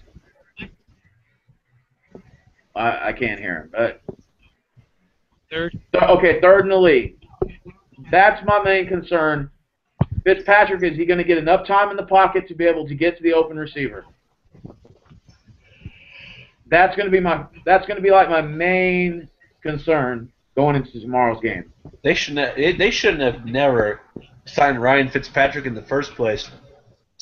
Baltimore Sports Radio have been talking about it. He's only good for like 5 games for a certain stretch, and he falls apart. Y'all should have signed like Johnny Manziel or Bortles or some shit like that. Bust. I'm sorry, but Manziel's gonna be a bust. His career's done. I mean, shit. The Texans are in need of a quarterback, dude. I mean. Yeah, I know he's doing well right now. All these Texans fans, they're bragging about the whole offseason. We got first pick. We got first pick. They got Justin Clowney. Where's Clowney at? Oh yeah, I forgot. He's not even playing right now. Tore meniscus. He tore his meniscus. He'll be back in November. Yeah, but he's not helping you at the moment when you're about to get your ass raped tomorrow. So it doesn't matter. Well, 3-1, I'll take that. And he's gonna be a bust too. Matt Ogden thinks he's gonna be a bust. So. Well, just because you say it doesn't mean that's what it is. We'll see how good the kid's future is. I live in fucking Houston, okay? So obviously, I just don't think know about it. I don't think Jadeveon Clowney was really the best available player. I mean, you usually when you try to start usually when you try to start rebuilding, it begins at the quarterback position, then left tackle, then fucking running back. I mean, that's just basic football knowledge. Everyone fucking knows that. Yeah, but apparently Bill O'Brien didn't know, and he's dumb as fuck for finding Wade Phillips. No, that's not what it was. Wade Phillips was the best. He signed Fitzpatrick. He signed Fitzpatrick in the offseason to an $8 million 2-year deal. You already knew he was going to start at that point. I didn't agree with it at the time. I said, I don't agree with this. I think it's a dumb idea. I think he rushed to it. But then when we entered the draft, and I'm like, okay, we're not going to draft a quarterback. I figured in the 2nd round we should have drafted a quarterback. David Carr. No, not David Carr. What's his name? Derek Carr. Derek Carr was available, and we drafted that guy from UCLA who's not even on the team. He's on the practice squad. And that mainly concerned me. I said, okay, if you're going to draft a defensive end with the first pick, we should have drafted a quarterback the next round, and we didn't. I think that's the mistake that Rick Smith made, our general manager. You're a bunch of fucking idiots. It's not idiots. It was the general manager's decision. He made the decision to draft the guy from UCLA, and he's not even playing. He should have drafted Derek Carr. Steven, tell everyone the story I was talking about Don earlier. Tell me that story how Bob McNair said that we don't need to sign Peyton Manning because he beat you a couple times already and you're not that good. When Peyton Manning got released from the Colts and he wants to stay in the AFC South Division. Tell everyone that story again. Tell everyone that story how dumb your owner is. No, that was in 2012, and Manning had the neck surgery. He was out, and on the radio they interviewed McNair, and they were like, Peyton's available. Are you going to sign him? Are you going to, take the chance? That one year when he had the neck surgery was the year after, because it was off season. He was deciding where to go. And McNair said, we don't need him because we already got the better quarterback in Matt Schaub, and plus we already beat him. I thought that was a dumb comment that he made, but then you're talking about the years that we won 2 back-to-back division titles, that he was riding off that high horse. Again, I did not agree with those comments by our owner, but then again, he was riding off of the momentum that we had in 2011 and 2012.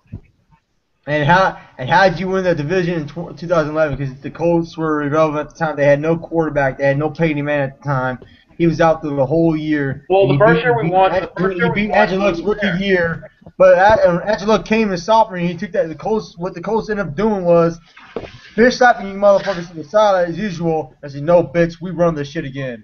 And then sure enough, Andrew Luck in sophomore year did beat Dan Marino's record. So Well, let me put it like this. When Dallas is on the main stage in 2011 and 2012, y'all got y'all's ass raped by the Giants and the Washington Redskins on Sunday Night Football with a one-legged RG3. The same RG3 you said was trash this year in the first game against my Texans.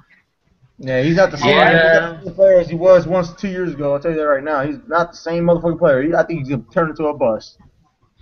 Yeah, Cowboy fans don't have can't really talk a lot of shit when it comes down to quarterbacks. You just can't do it. I mean, yeah, he put up pretty numbers, but he's had some legendary chokes that everyone remembers year after year. The one thing that comes to mind is his botched snap in Seattle. Now, Stephen Rose, tell me you weren't busting out laughing when he did that shit. That was the playoffs against the Seacocks, and that was the wild card game, and Tony Romo botched the placeholder. That didn't work out. How did you screw that up? It's a 19-yard field goal, and you just botch a snap? How do you do that? That's And just, he was that's a just placeholder. impossible. All he had to do was just catch it and put the one finger so the guy can kick it. It's not like he had to kick it himself. Dude, poor Cowboys fans. And why in the hell did Jerry Jones sign him to a fucking huge contract when he's not going to do anything with that fucking team at all? You know, Be you guys, real. Curtis? Why you in this conversation? You're a Ravens fan, first of all. Ain't you got to be worried about who you play this week? Actually, he plays the Colts, and the Ravens are Yeah, looking ain't pretty you supposed to be worried about Andrew Luck and the Colts, man? Ain't you supposed to be finding some fucking Indianapolis Colts fans to talk shit to? There's no Colts fans. There's no Well, Colts. fuck. And plus give him Colts' number. I'm sure he can talk shit to JR, okay? Because he's a Colts fan. Wait, hold on, Curtis. What? And plus, this is actually an NFL discussion video, not a face-off video. So nice try. I mean, technically, it was a face-off between me and We were already jumping around from topic to topic, so fuck it. You know, we're just dishing out shit to each other until tomorrow. But I'll tell you what though, Curtis. You be surprised how bad the Cowboys can whoop their ass tomorrow, dude. I'm telling you right now, they're gonna beat the fucking shit out And here's of the funny thing: is you motherfuckers like Uncle Simus and Cowboys shit blog, and all you motherfuckers were saying 45-10. No, I was the one that said 13. 45-10. Twisted. I was the one to say 45-10. No. my All them were saying it was going to be a blowout too. Like they predicted Texans don't have like any competitive chance. Like I'm not even talking about us winning the game. They just said that we don't have a competitive chance at all. I really think it's a blowout. I mean, Fools. dude, Vegas consider you the worst fucking three-win team out there right now in the NFL, dude.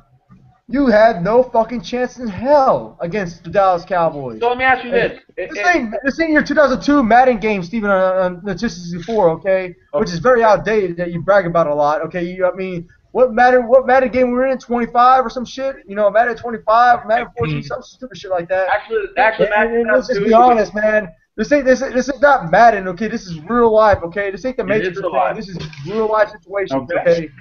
Okay. Your team is going to go up to Arlington. First of all, it's not taking place in Dallas. It's Arlington, AT&T Stadium. Okay, your well, team's thank going you to for clarifying go up there, and your team's going to get fucking their asses kicked. Now, in my video, I said Your stadium said named this. after a cellular phone? AT&T And don't Park? worry about it. You're stating his name, abbreviations, NRG for no rings guaranteed. Off a fucking 610 and Kirby driving by I just go to your okay? stadium. You're talking about my stadium, motherfucker. Cell phone, You had no whatever. guaranteed, and your motherfucking stadium, okay? No rings guaranteed. Do I need a cell phone upgrade? Is your stadium open at these I ain't hours even worried tonight? about it, 'Cause okay? I might Here's the have to get a Texans cell phone and Houston from your Oilers company. combined like fucking Voltron together as one giant team has not won a Super Bowl, let alone having won an AFC Championship title. I mean, you look at the fucking Buffalo Bills back in the early 90s when the Oilers were there, came back from behind and beat you motherfuckers, dude. You had a chance to face the Cowboys one year, and you fucked it all away like dumbasses. What have you done for me lately, Rand? What have you done for me lately? Oh, we fucking beat you guys 2-1. Okay, my team in the last 10 years, we had first place in the NFC conference, 13-3, 2007. You had a chance to get first place in conference, but you choked it all away. That was the year you had the easiest schedule overall. And was also the year that you had the easiest schedule overall. You even admitted in your fucking video, we had the easiest schedule. We faced a couple of tough teams here and there, but we had a chance to get first seed. And you read that fucking little pamphlet paper that Kubiak signed. He said these things so many shit. shit no more because we fucked it all away. You said in your fucking video, you were so that is pissed. true. You I'm said, not gonna goddamn, deny we it. lost to the Colts. That's true. I did say They're beating shit on Kansas City. Dolphins getting their ass kicked by fucking by the goddamn Patriots. We don't stand a chance no more. Fuck the Super Bowl. You said it plenty of times in your Crow video that you said we're never gonna win a Super Bowl after New England whooped your ass that year again. You had a bag over your head. I remember Sam G Sports made a little interview about you. Which is and you know what's funny? And it's funny because all you Cowboys fans keep mentioning my bag over my head's videos. Go look at Simus's videos. He got bags over his head in some of his old videos from 2-3 years ago. He's wearing a big ass fucking paper bag, grocery bag over his head. But your bag over your head video is so funny. Look how you couldn't breathe that shit. Look how you were struggling to breathe though. That's what made it funny. I ain't gonna lie, we did have an easy schedule that year, and we did blow it. We started the season 11-1, or we went 11-1, and then we finished 12-4, and we blew it at the end. So I mean, but you guys with the easy schedule, I thought you would have first seed in your in the whole conference with the easy schedule. They also gave us the first round bye. I mean, they were chasing the Ravens in 2011, and they blew a couple chances to catch up to us, and we beat them in the divisional round of the playoffs. I think. Yeah, we did. Yeah, 2013. We had T.J. Yates. T.J. Yates was playing. He threw 3 interceptions and. Yeah, he had a really bad game. Schaub went down with the Liz Frank injury from that bitch from the Patriots, Hainsworth. Tackled him during an extra point and or not Matt Schaub, but it was during the touchdown we scored, and he gave Schaub a cheap tackle, like a late hit, and he got a Liz Frank injury and he was out for the year. So then T.J. Yates came in and still carried our team and took us to the playoffs, and we beat the Bengals, we beat the Atlanta Falcons during that stretch, got us some big wins. And helped us clinch our first division title. Then we went to the playoffs, and we beat the Bengals in the wild card round. And then we went to Baltimore, and then you know what happened there, Baltimore. Hey, Steven, I believe it was the 2012 season.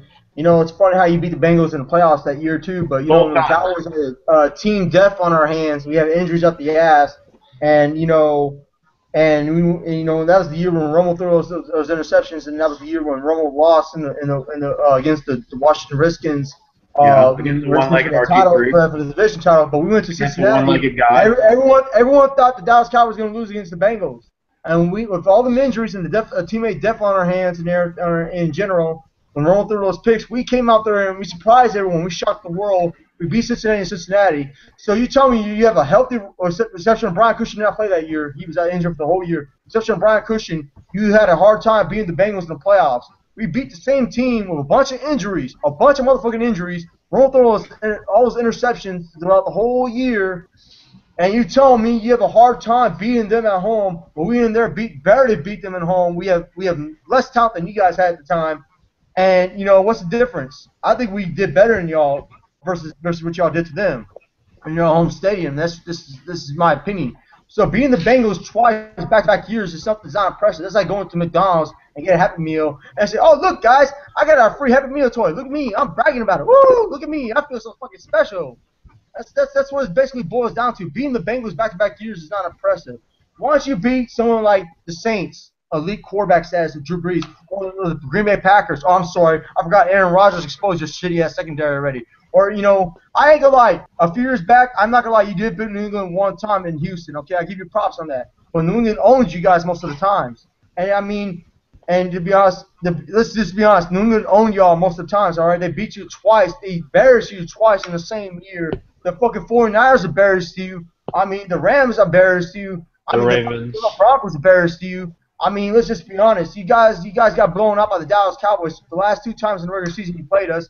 It was 34-3. The second time we played in 2006. No, it was 31-6, and then some shit like that. And 27-13 in Reliance Stadium at the time. It was called Reliance Stadium at the time before it changed to NRG to no rings guaranteed. That's what you got. Well, when I need a cell phone, I'll go up to your place. I'll go to your arena and go get me a damn cell phone. Tuesdays. When I need a cell all you guys care about those fucking Sonic slushies, and that's all you guys care about, those free Sonic slushies. Cellular phone parts. We got a game tomorrow. Hey, Curtis, Matt for everybody with a $5 rebate. Hey, Curtis. Curtis, Matt Ogden. Curtis, Matt Ogden. Check this out, dude. These motherfuckers they lost 14 games straight last year, right? Their fans were all depressed because they didn't get no fucking free slushy because the team couldn't win no games. And, soon enough, the Texans finally won a preseason game. Guess what? Sound is back open. Hey, free slushy time. They rewarded these losers with fucking free slushies during their preseason wins. What kind of bullshit is that? It's not even considered canon. You know what canon means? It means legitimate. It means something counts towards something. You know what that's called? Non-canon. These are non-canon games, okay? These games don't count for shit. Okay. These fucking fan base for fucking free slushies. Oh, here you guys go. And you act like it's a Super Bowl ready. Okay, let's talk about the slushies. Oh, yeah, we do get free slushies after a win. Do you think people are going to drive to Sonic just to get a free slushie and not order a burger and fries? It's called promotional. I've seen people. Promotional deal. You go there, you get a slushie, and I say, hey, man, looking at the menu, give me a fucking hot dog, give me a burger and fries, man, while I'm here. I'm fucking starving. It's called promotional deals. You get this for free, and then it's like a bait and switch kind of thing. You go up there, you see the menu, your eyes light up, you look like a kid in a candy store, you get a burger, fries, and a free fucking slushie. And the Houston Texans pay Sonic to do that, by the way. Do you know that, right? The Houston Texans put money out of their pocket and give it to Sonic. Here, we win, give them free slushies, and we pay you to do that. Hey, they're making their money. Jerry Jones would never do that shit. Steven? You know what's funny? Bobby McNair makes more money during the rodeo for the month of March, the whole year, versus what the Houston Texans ever accomplished the whole year, and money-wise with season ticket holders and so on. Okay. Jerry Jones never do that shit. That means no one gives a fuck about your fucking football team. No one gives a fuck about your shitty-ass team, bro. That's not true. We may not be as popular as a lot of these other NFL teams like the Packers, the Saints, the Ravens. We may not be as mainly known. Just go ahead and say the Dallas Cowboys. Mainly known as those teams. Patriots. Who else? Pittsburgh Steelers. You know what's the funniest thing about you Cowboys fans is y'all brag about 8-8 seasons. when I go 2-14, the motherfuckers have I'm devastated. I can't sleep. Throughout the whole year. You go 8-8 and you brag about that. That's y'all's 14-2. I don't brag about it. And you and all you Cowboys fans brag about none of that 500. Yay! No playoffs, no Super Bowl. 14, asshole. Y'all go 8-8 and brag about that. I don't. I'd rather go 8-8 instead of having 14 straight losses. I'd rather go 8-8 instead of 14 straight losses. I'll tell you right now. I'd rather be a fucking 500 instead of below 500. I'll tell you that right now. And that's the fucking truth. See, we go 9-7 in 2009. I said it was an accomplishment. It was our first winning season ever, and I said yes. I'm accomplished with that. You guys go 9-7, win your division, and that's like going 12-4 to you guys.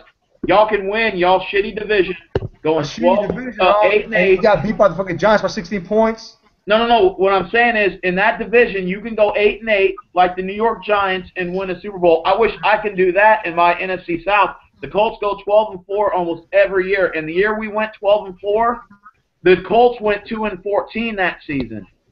So and guess what? And they still beat you in Indianapolis still, right? You've been in existence for what, 12 fucking years? Going on 12 seasons right now. For 11 straight losses, you lost to the Colts at Indianapolis. You have not beat the Colts at Indianapolis yet for 11 straight seasons. How does it feel being the Colts' bitch for doing that? I'm just curious. How does it feel being the Indianapolis Colts' bitch for doing that? You have not won a game in Indianapolis yet for 11 straight years, and they're in your motherfucking division. Okay, Peyton Manning played in 8 of those games.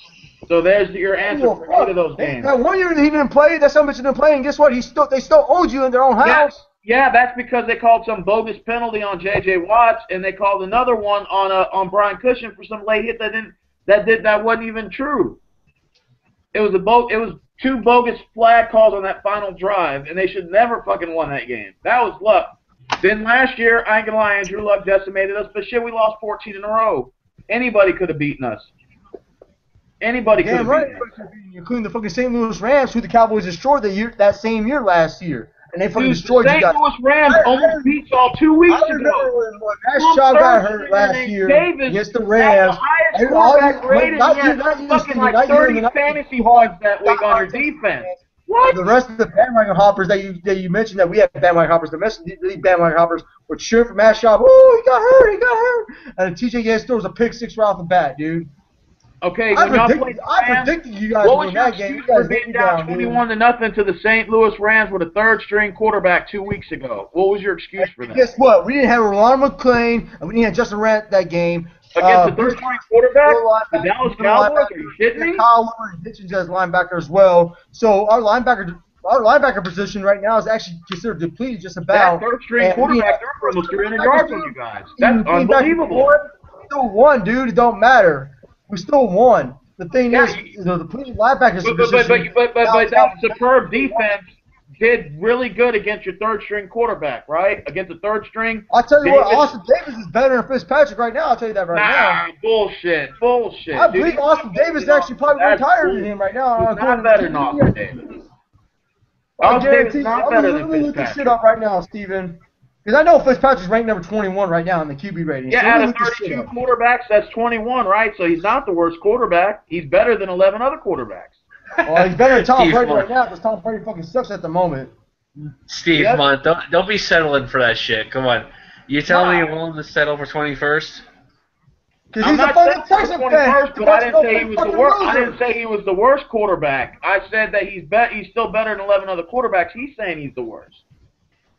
I said he's not the worst. I said he's 21st. I'm not bragging about it, but he's not 32. Dumbass. Ryan Fitzpatrick is ranked number 21. Okay, point made. According to ESPN QB ratings 2014. You know what, dude? Wait, obviously, Austin Davis is better than Ryan Fitzpatrick. Okay, you think I'm worried about Ryan Fitzpatrick? Oh, you won't put money on this, Steven? You won't put some money on that? That Austin Davis is not ranked higher than Ryan Fitzpatrick? Here, dude, let me fucking blow this shit up so your diamonds can read. I don't know if you can see this with the blurry vision of the camera, but I'm trying to show you, but it's on there, dude. Trust me. I'll forward this to you on Facebook right now, dude. I'm a copy. Why? Because Skip Bayless Facebook right now on my phone. Better than Fitzpatrick, so that on makes the your QB argument. ratings. On the QB ratings right now, dude. I'm gonna send you a message on Facebook right now about it. Right now, dude. I'm telling you right now, dude, Austin Davis has a higher QB rating than Fitzpatrick. I don't know why you Texcom fans think that every quarterback out there is just the greatest. I don't know why. David Carr sucked ass. You know, he got 2 rings with the Giants or so, but he sucked fucking ass. I mean, because you know he's behind Eli Manning's sorry ass. Texans would have Peyton Manning fuck on the team. You think they would have been good? Wait, what's the question? I said, do you think, Michael Rand, do you think if the Texans they would have signed Peyton Manning, you think they would have been good? If they signed Peyton Manning, I think they'd be fucking kicking ass right now because QB will try to make some play calls, and Peyton Manning say, no, fuck you, I got this, and you go off, Peyton Manning will go off of what he thinks in his heart, off of gut instinct. If they would have signed Peyton Manning when Peyton Manning got released from the Colts, I'd be kind of scared of the Texans kind of right now because like, oh shit, they actually got a legitimate quarterback, and kind of get me kind of worried, you know. I will be okay. Now I'm worried because Peyton Manning's an elite quarterback. He has elite status, okay, in general. That was very childish, Steven, but too bad I can't spell that shit, but that's fine. Sorry, man, I just got distracted. I was buying because it's the fucking truth, dude. Mobile I mean, phone park in such a homer, bro. Arlington. Well, yeah, I'm about to post this right now on Facebook. You look at this. This is off of ESPN, okay? Okay, when you guys lose tomorrow, have my fucking crow after the game, and that goes with Uncle Simus and Cowboys shit blog and all the rest of you. I posted the link in your fucking have Facebook. My fucking crow. I'll say this though. One of you guys are going to be really disappointed then. Huh? I'll say this: whoever loses, they're going to be really Oh, disappointed. dude, this motherfucker. He bet me $20 that DeMarco Murray's not going to get 100 yards rushing on the Texans defense. Yeah, I bet 20. That's the easiest $20 I made in my life, dude. That's the easiest $20 I made in my life. I'll tell you that right now. That's the easiest $20 I made in my fucking life. I'll tell you that right now. You ain't gonna make that, man. You gonna keep You've been my paying for my rush for Buffalo 80 if you're Wild lucky. Wings, man. 80 That's yards $20. tops. Yep. Yo, he got me.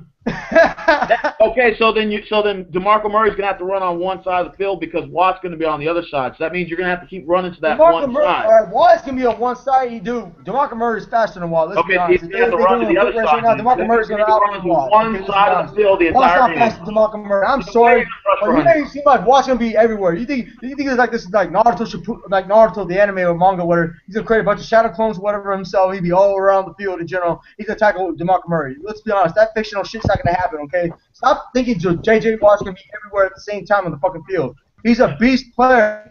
I give him credit. He's a great player. All right, he's a freak of fucking nature. Okay, I give him credit. He has fucking heart. I respect the man as a player, as an individual. I'm not saying he's shitty, but he can't be everywhere at the same fucking time in general on the fucking field. That's what I'm trying to get at. You made it seem like J.J. Watt's gonna fucking demolish the whole Dallas Cowboys offensive line. No. What I'm saying is you're gonna have to run the ball on the opposite side that Watts is on with DeMarco Murray. He's not gonna run on the exact same side on the line. The Cowboys gonna test Watt tomorrow. I guarantee you the Cowboys gonna try to run the ball on Watt's side. As they get past Watt at least once or twice, they're gonna take advantage of that shit because Watt's not a pure. Watt's a good player.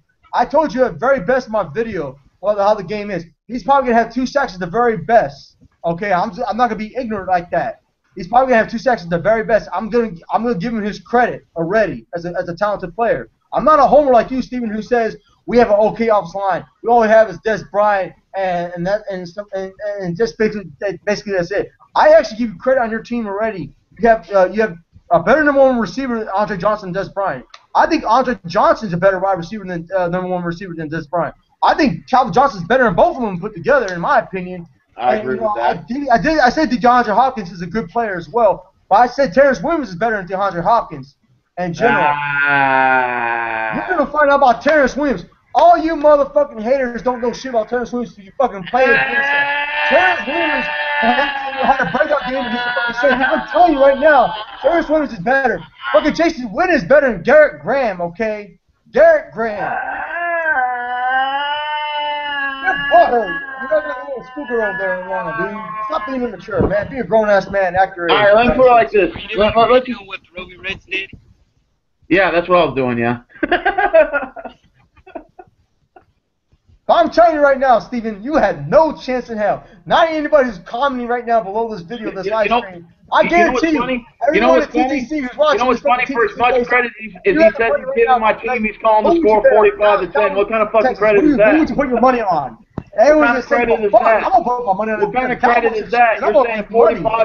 What kind of credit are you giving my team? You ain't giving my team shit. You never. Just have my motherfucking crow after the game then. After the game. Not Sunday night anymore. I take that back. Have my crow after the game.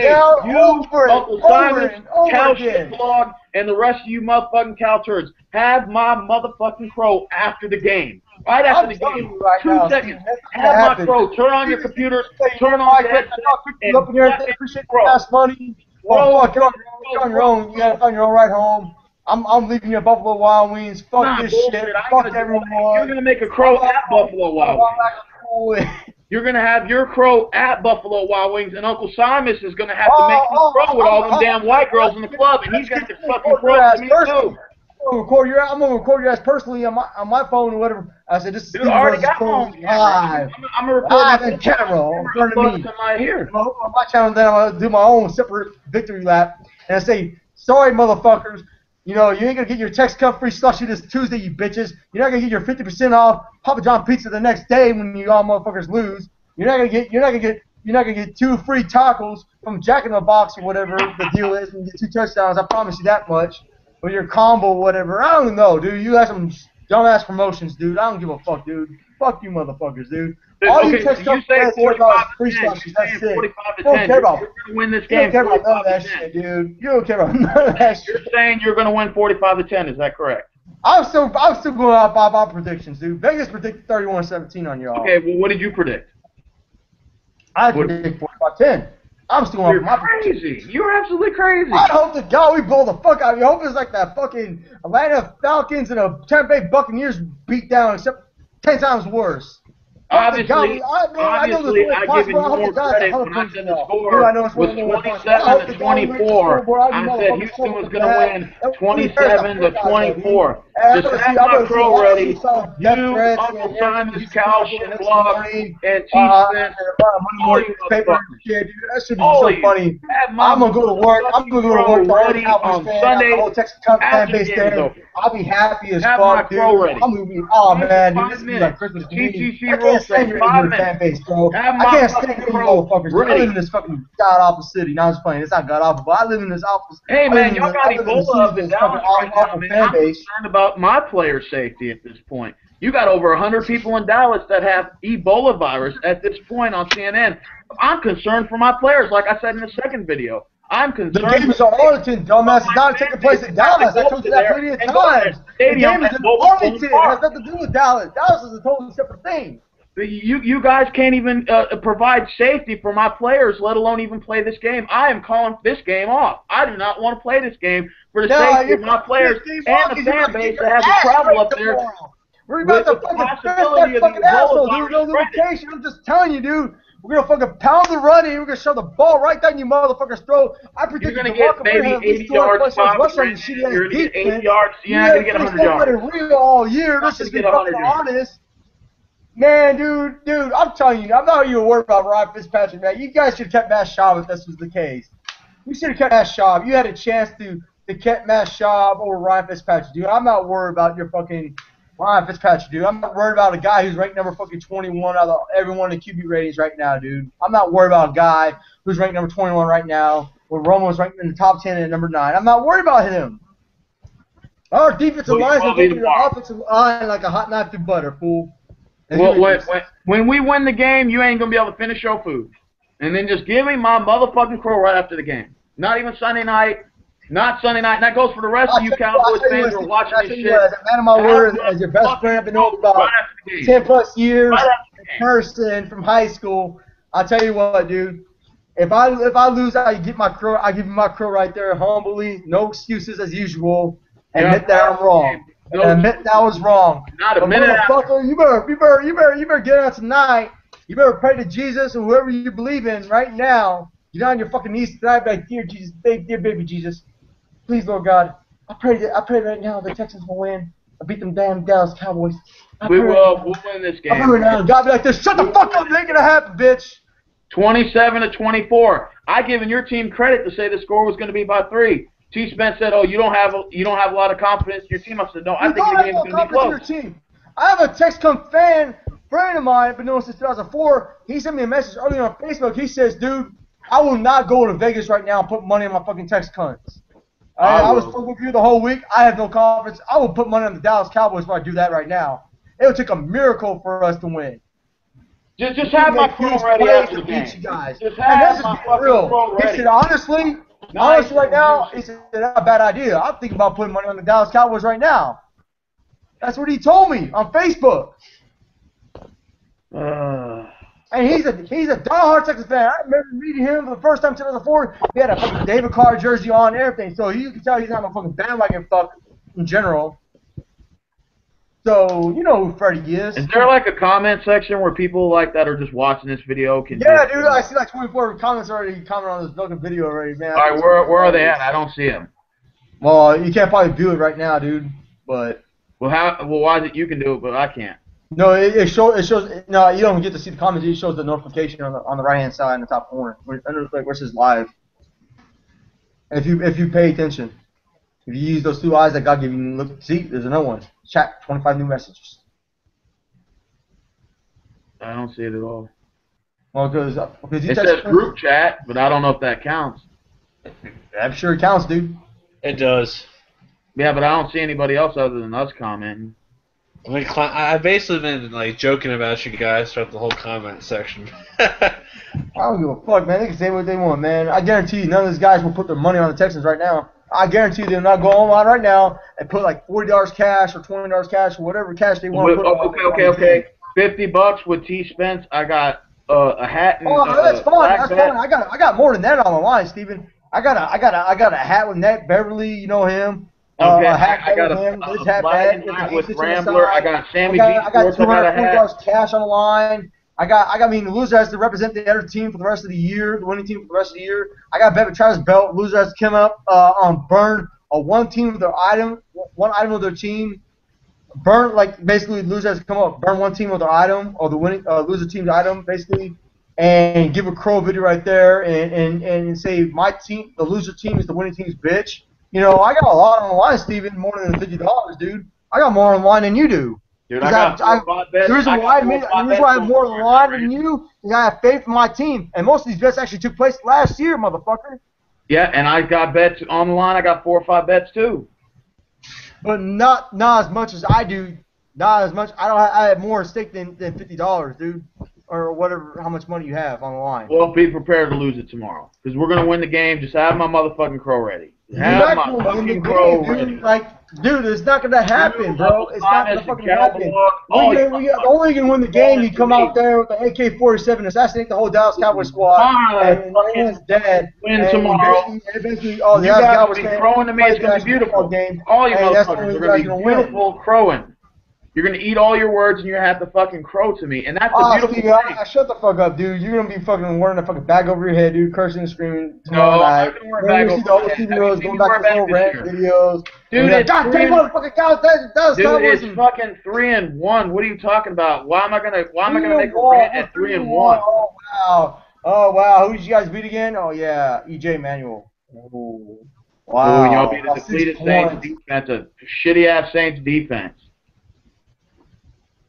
I guarantee you the Saints St. would Louis play y'all right now. I guarantee the Saints would Y'all fucking beat the beat St. you. Louis I'm Rams. see that right now. I think the Saints Y'all will beat the probably St. blow Louis them Rams with a out. third-string quarterback who was up 21-0 at halftime. Yeah, and the third string quarterback right now actually has a higher rank than your fucking shitty ass quarterback right now in the NFL, asshole.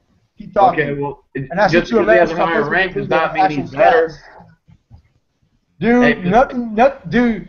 The only thing I can say is J.J. Watt, J.J. Springer, what his name is. I give him props, dude. Like that's like the only 2 good players in your defense. Nah, bullshit. I'm not worried about your defense at all, dude. Foster, Our offense is clear damn well better than yours. DeAndre Hopkins. Steven Rose, honestly, you admit that you wish you had Tony Romo on your squad already. It's already in your fucking video. You compare stats between him and Matt Schaub, and you say, I'll take Tony Romo over Matt Schaub already. So it's just, I said that Tony Romo was better than Matt Schaub. I've been said that. That was like 2 years ago. I've been said that. And you know, honestly, if you had a chance to trade right now between Romo and Fitzpatrick, you would definitely do it right now in the heartbeat. No, I would not do it right now in a heartbeat. I'm fine with what we got. Oh, because you're fucking dumb as shit, bro. We both know Matt Schaub is better than fucking Fitzpatrick, bro. Stop lying to yourself. Stop lying to yourself, dude. I'm not going to even go out and say Tony Romo's better than Peyton Manning or Tom Brady. I'm not going to do all that kind of shit. That's what you're basically doing. We got Ryan fucking Mallett. Ryan Mallett. Oh, wow. Look at the kid's stats. He had like 1 interception in 2012. Yeah, he put up great stats, dude. Wow. I'm really impressed with that. Ryan Mallett's going to be our future. He's just on the bench right now. As soon as Fitzpatrick fucking shit-ass quarterback that you guys ever had. Ryan Mallett's going to come. Covers our future. No way. Matt Schaub is our future. No way. T.J. Yates. Nope. Back to Matt Schaub. Oh, nope. Case Keenum was going to be our future. Nope. Matt Schaub played for 9 years with us. Well, I guess Tony Romo's your future. Oh my God, dude! I gotta take Tony Romo and all those motherfuckers put together. I'm sorry, dude. Well, hey, be prepared for where's Case Keenum at? Where's Case Keenum? Remember that little video clip? Real talk. Case Keenum clip you showed earlier in the year as a Dallas would come for that ass. When he showed all his pretty Case Keenum. Let me get this straight. I'm just curious. You played for St. Louis, right? Let me ask you this though. You go 9-7 this year. If you go 9-7 in 1 year division, are you gonna brag about that?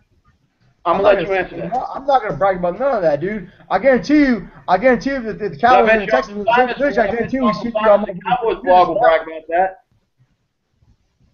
Dude, you had no chance of beating us, dude. Like I said, you had no fucking chance in hell of beating us. You know, Mike, when it comes down to this at the end, regardless of who wins tomorrow, whether it's my team or your team, I'm still gonna be your friend. If we do not win the Super Bowl this year, if we do not win the Super Bowl this year between my team or your team, this season, this game has no meaning to it. Am I correct?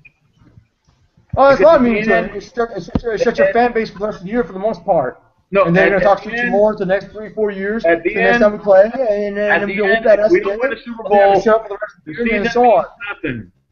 The season means nothing if either one of us. I totally agree. I totally agree, Steven. You know, if none of us win the Super Bowl this year, the season don't mean shit, obviously. But this Exactly. game means something because I'm tired of your fucking fan base ignorant mouth, dude. Yeah, I'm not talk shit. They say fuck Dallas, fuck Dallas, fuck Dallas. I'm tired of your fucking fan base mouth in general. I work with these fucking cocksuckers, dude. You Okay, bunch of well- ignorant motherfuckers, Okay, dude. when I get off, what was it?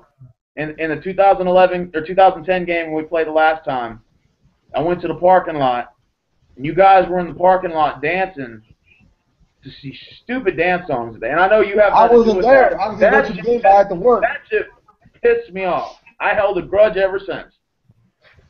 Hey, you know, you had a grudge. No. You told me you were mad at the Dallas Cowboy fans to begin with because some Dallas Cowboy fan elbowed you in the rib or some shit when you were going up the stairs or Yeah, something. that was the second incident. That was when I was walking down No, you didn't the tell me the other incident. You didn't tell me that one incident. You told me that Yeah, one and then incident. they were went to doing the a game with Dougie Rex Fresh Roper or some and shit, Stinky dude. Leg and all them stupid ass Dallas dance moves in the parking lot that got no choreography to whatsoever, nor no creativity. It's not even a dance. It's just Honestly, I don't like no rap dance moves, to be honest. I think they're all dumb as shit to begin with. Yeah, well, when Dallas has all their little dance moves, it just doesn't make sense. It just makes me hate them even more. And I'll tell you what, tomorrow, just have my crow nice and ready. Just have my crow ready. Man, you're so delusional, man. Have my crow ready. Steven, don't tell me you've been playing that Madden 2002 on your 64. Tell Uncle Simon. Tell Uncle Simon. Put on easy mode and it's a Dallas Cowboys that constantly beat Tell them your over boy and Uncle over. Simon to quit acting white and tell him to have my motherfucking crow ready after the game is over. Hey, Steven, where's your number one draft pick at again? Where's your number one draft pick again? He'll be back in November. You'll be back in November. I didn't ask you all that. Where is he at, though? He's injured. And that's what y'all motherfucking fan base been bragging about the whole time throughout the offseason. Oh, we got the number one draft pick. Oh, we got the number one draft pick. Oh, we got the number. Shut the fuck up, man. We got the number one draft pick. We're gonna be better than y'all. We're gonna be better than y'all. We're gonna use the number one draft pick to beat you. He's no longer. All right, Matt Ogden, you haven't talked in about 50 minutes. Go ahead and shot the next question. Let's go. Alright. So, what player do you fear the most on each team? What player do you fear the most against each other? Wow. I'll let him answer first. I'll let ladies go first. I'm just gonna pretend like I didn't hear that. But anyways, I think the player that I probably fear the most, probably from the offensive side more than anything, is probably Jason. That's not an understatement. All right. For me, for the offensive side, for the Texas Cunts, it's gotta be Andre Johnson. He's like their main dude on offense. Is actually really worth giving a shit about. I'm not worried about Arian Foster. He's not even 100% healthy with the hamstring injury. He's not gonna do shit tomorrow. I think personally he should sit out just to get better against the Colts. Personally, this is my fucking opinion. He's never gonna get better the way he is. Keep on playing every fucking game. For defense, J.J. Watt, of course, because he's actually bread and butter for defense. He's actually your heart and soul of the team. And if he goes down, you know, you guys are fucked without him personally. You got another question? What's your next one? Well, who you fear on defense though, Steven? No, he said one player, right? Well, I'm just naming one player for each side. But all right, waiting on offense, defense. Oh shit! I don't really have a specific player. I'm just mainly concerned about y'all's pass rush. Henry Milton? Are you worried about Henry Milton more than him? Well, whatever your pass rush is, if it's going to put pressure on Fitzpatrick, Anthony Spencer. Start throwing careless. Are you worried about him more, or are you worried about Henry? I don't have a specific name. Your pass rush on your defense is probably what I'm most concerned about.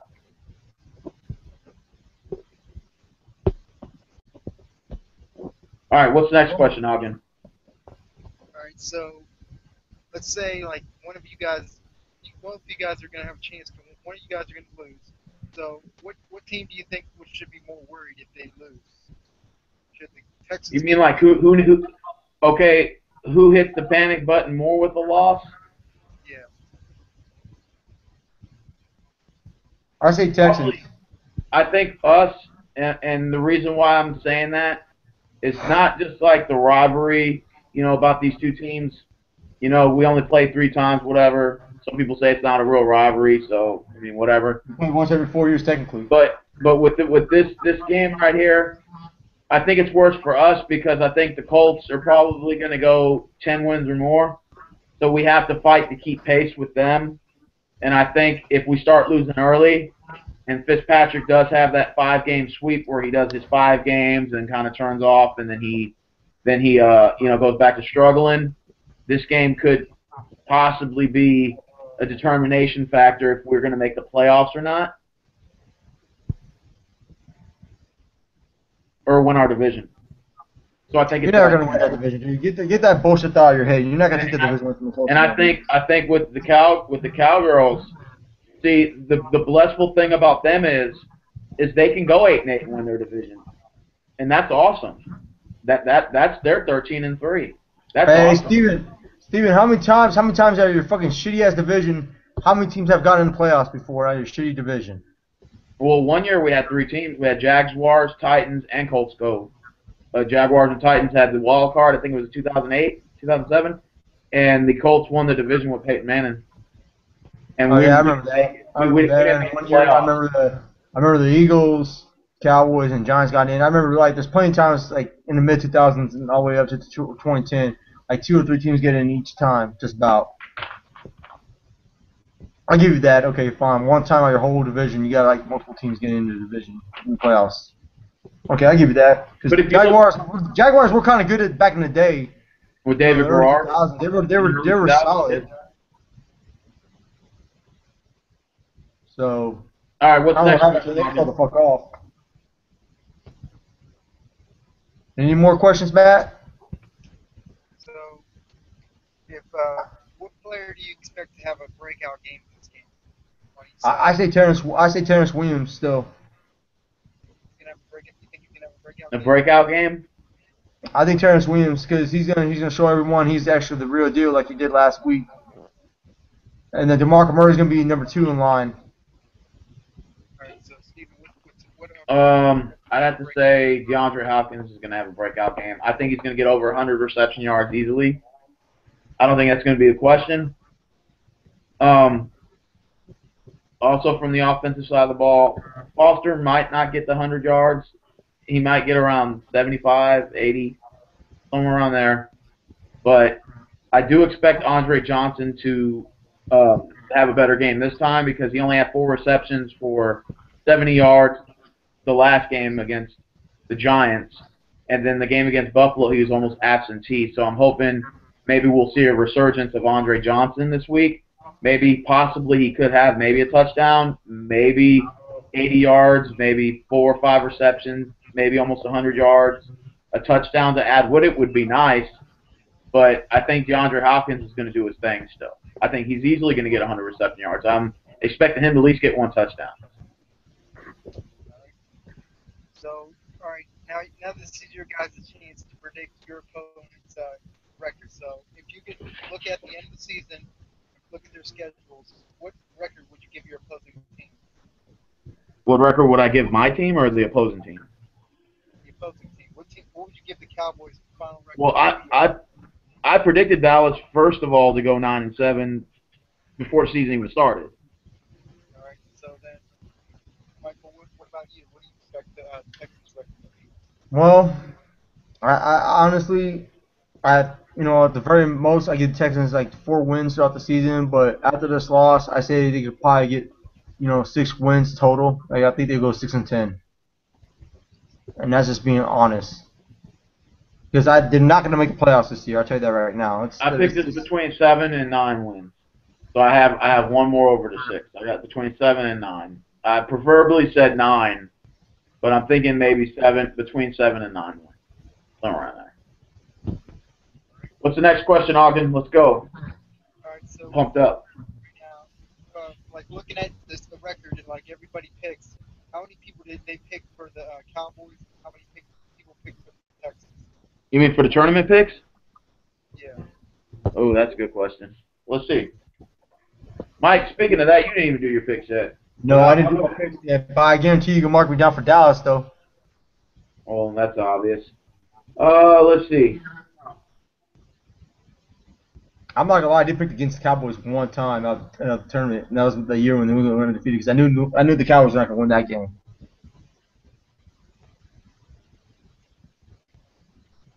So, man, Ogden, what do you think the score is gonna be between the Texans and the Cowboys gonna be?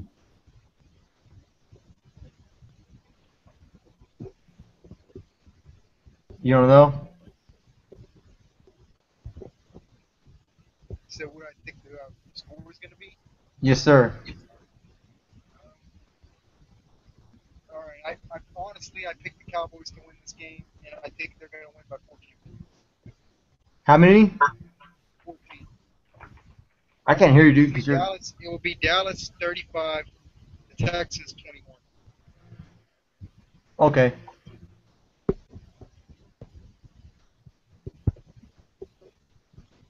So basically, 661 got Dallas, but I don't got all 130-something people's picks, so I'm just going to give you the number where it's at. So I'll type 61 for Dallas in the comment section real quick.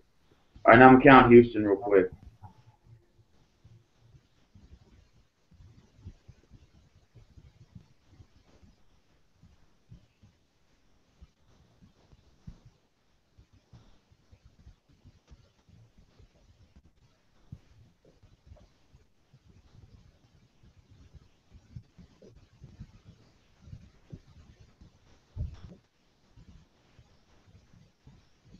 hey Steven, don't worry, buddy.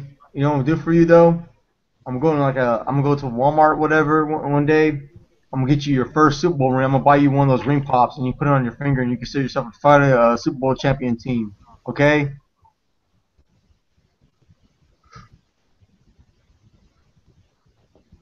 You know, you can finally consider you have a Texans Super Bowl championship.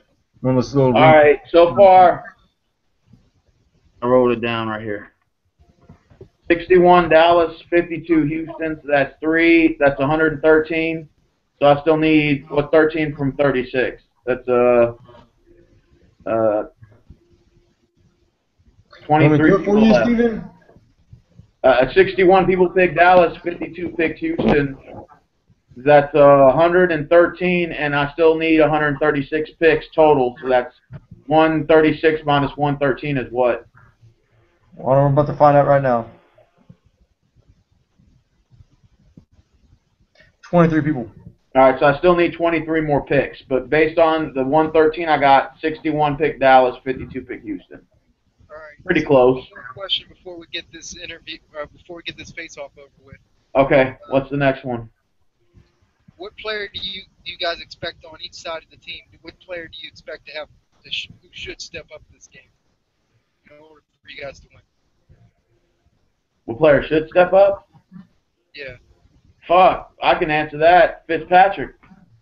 He has to step up in order for us to win. He has to be better than average in order for us to have a chance, to win this game.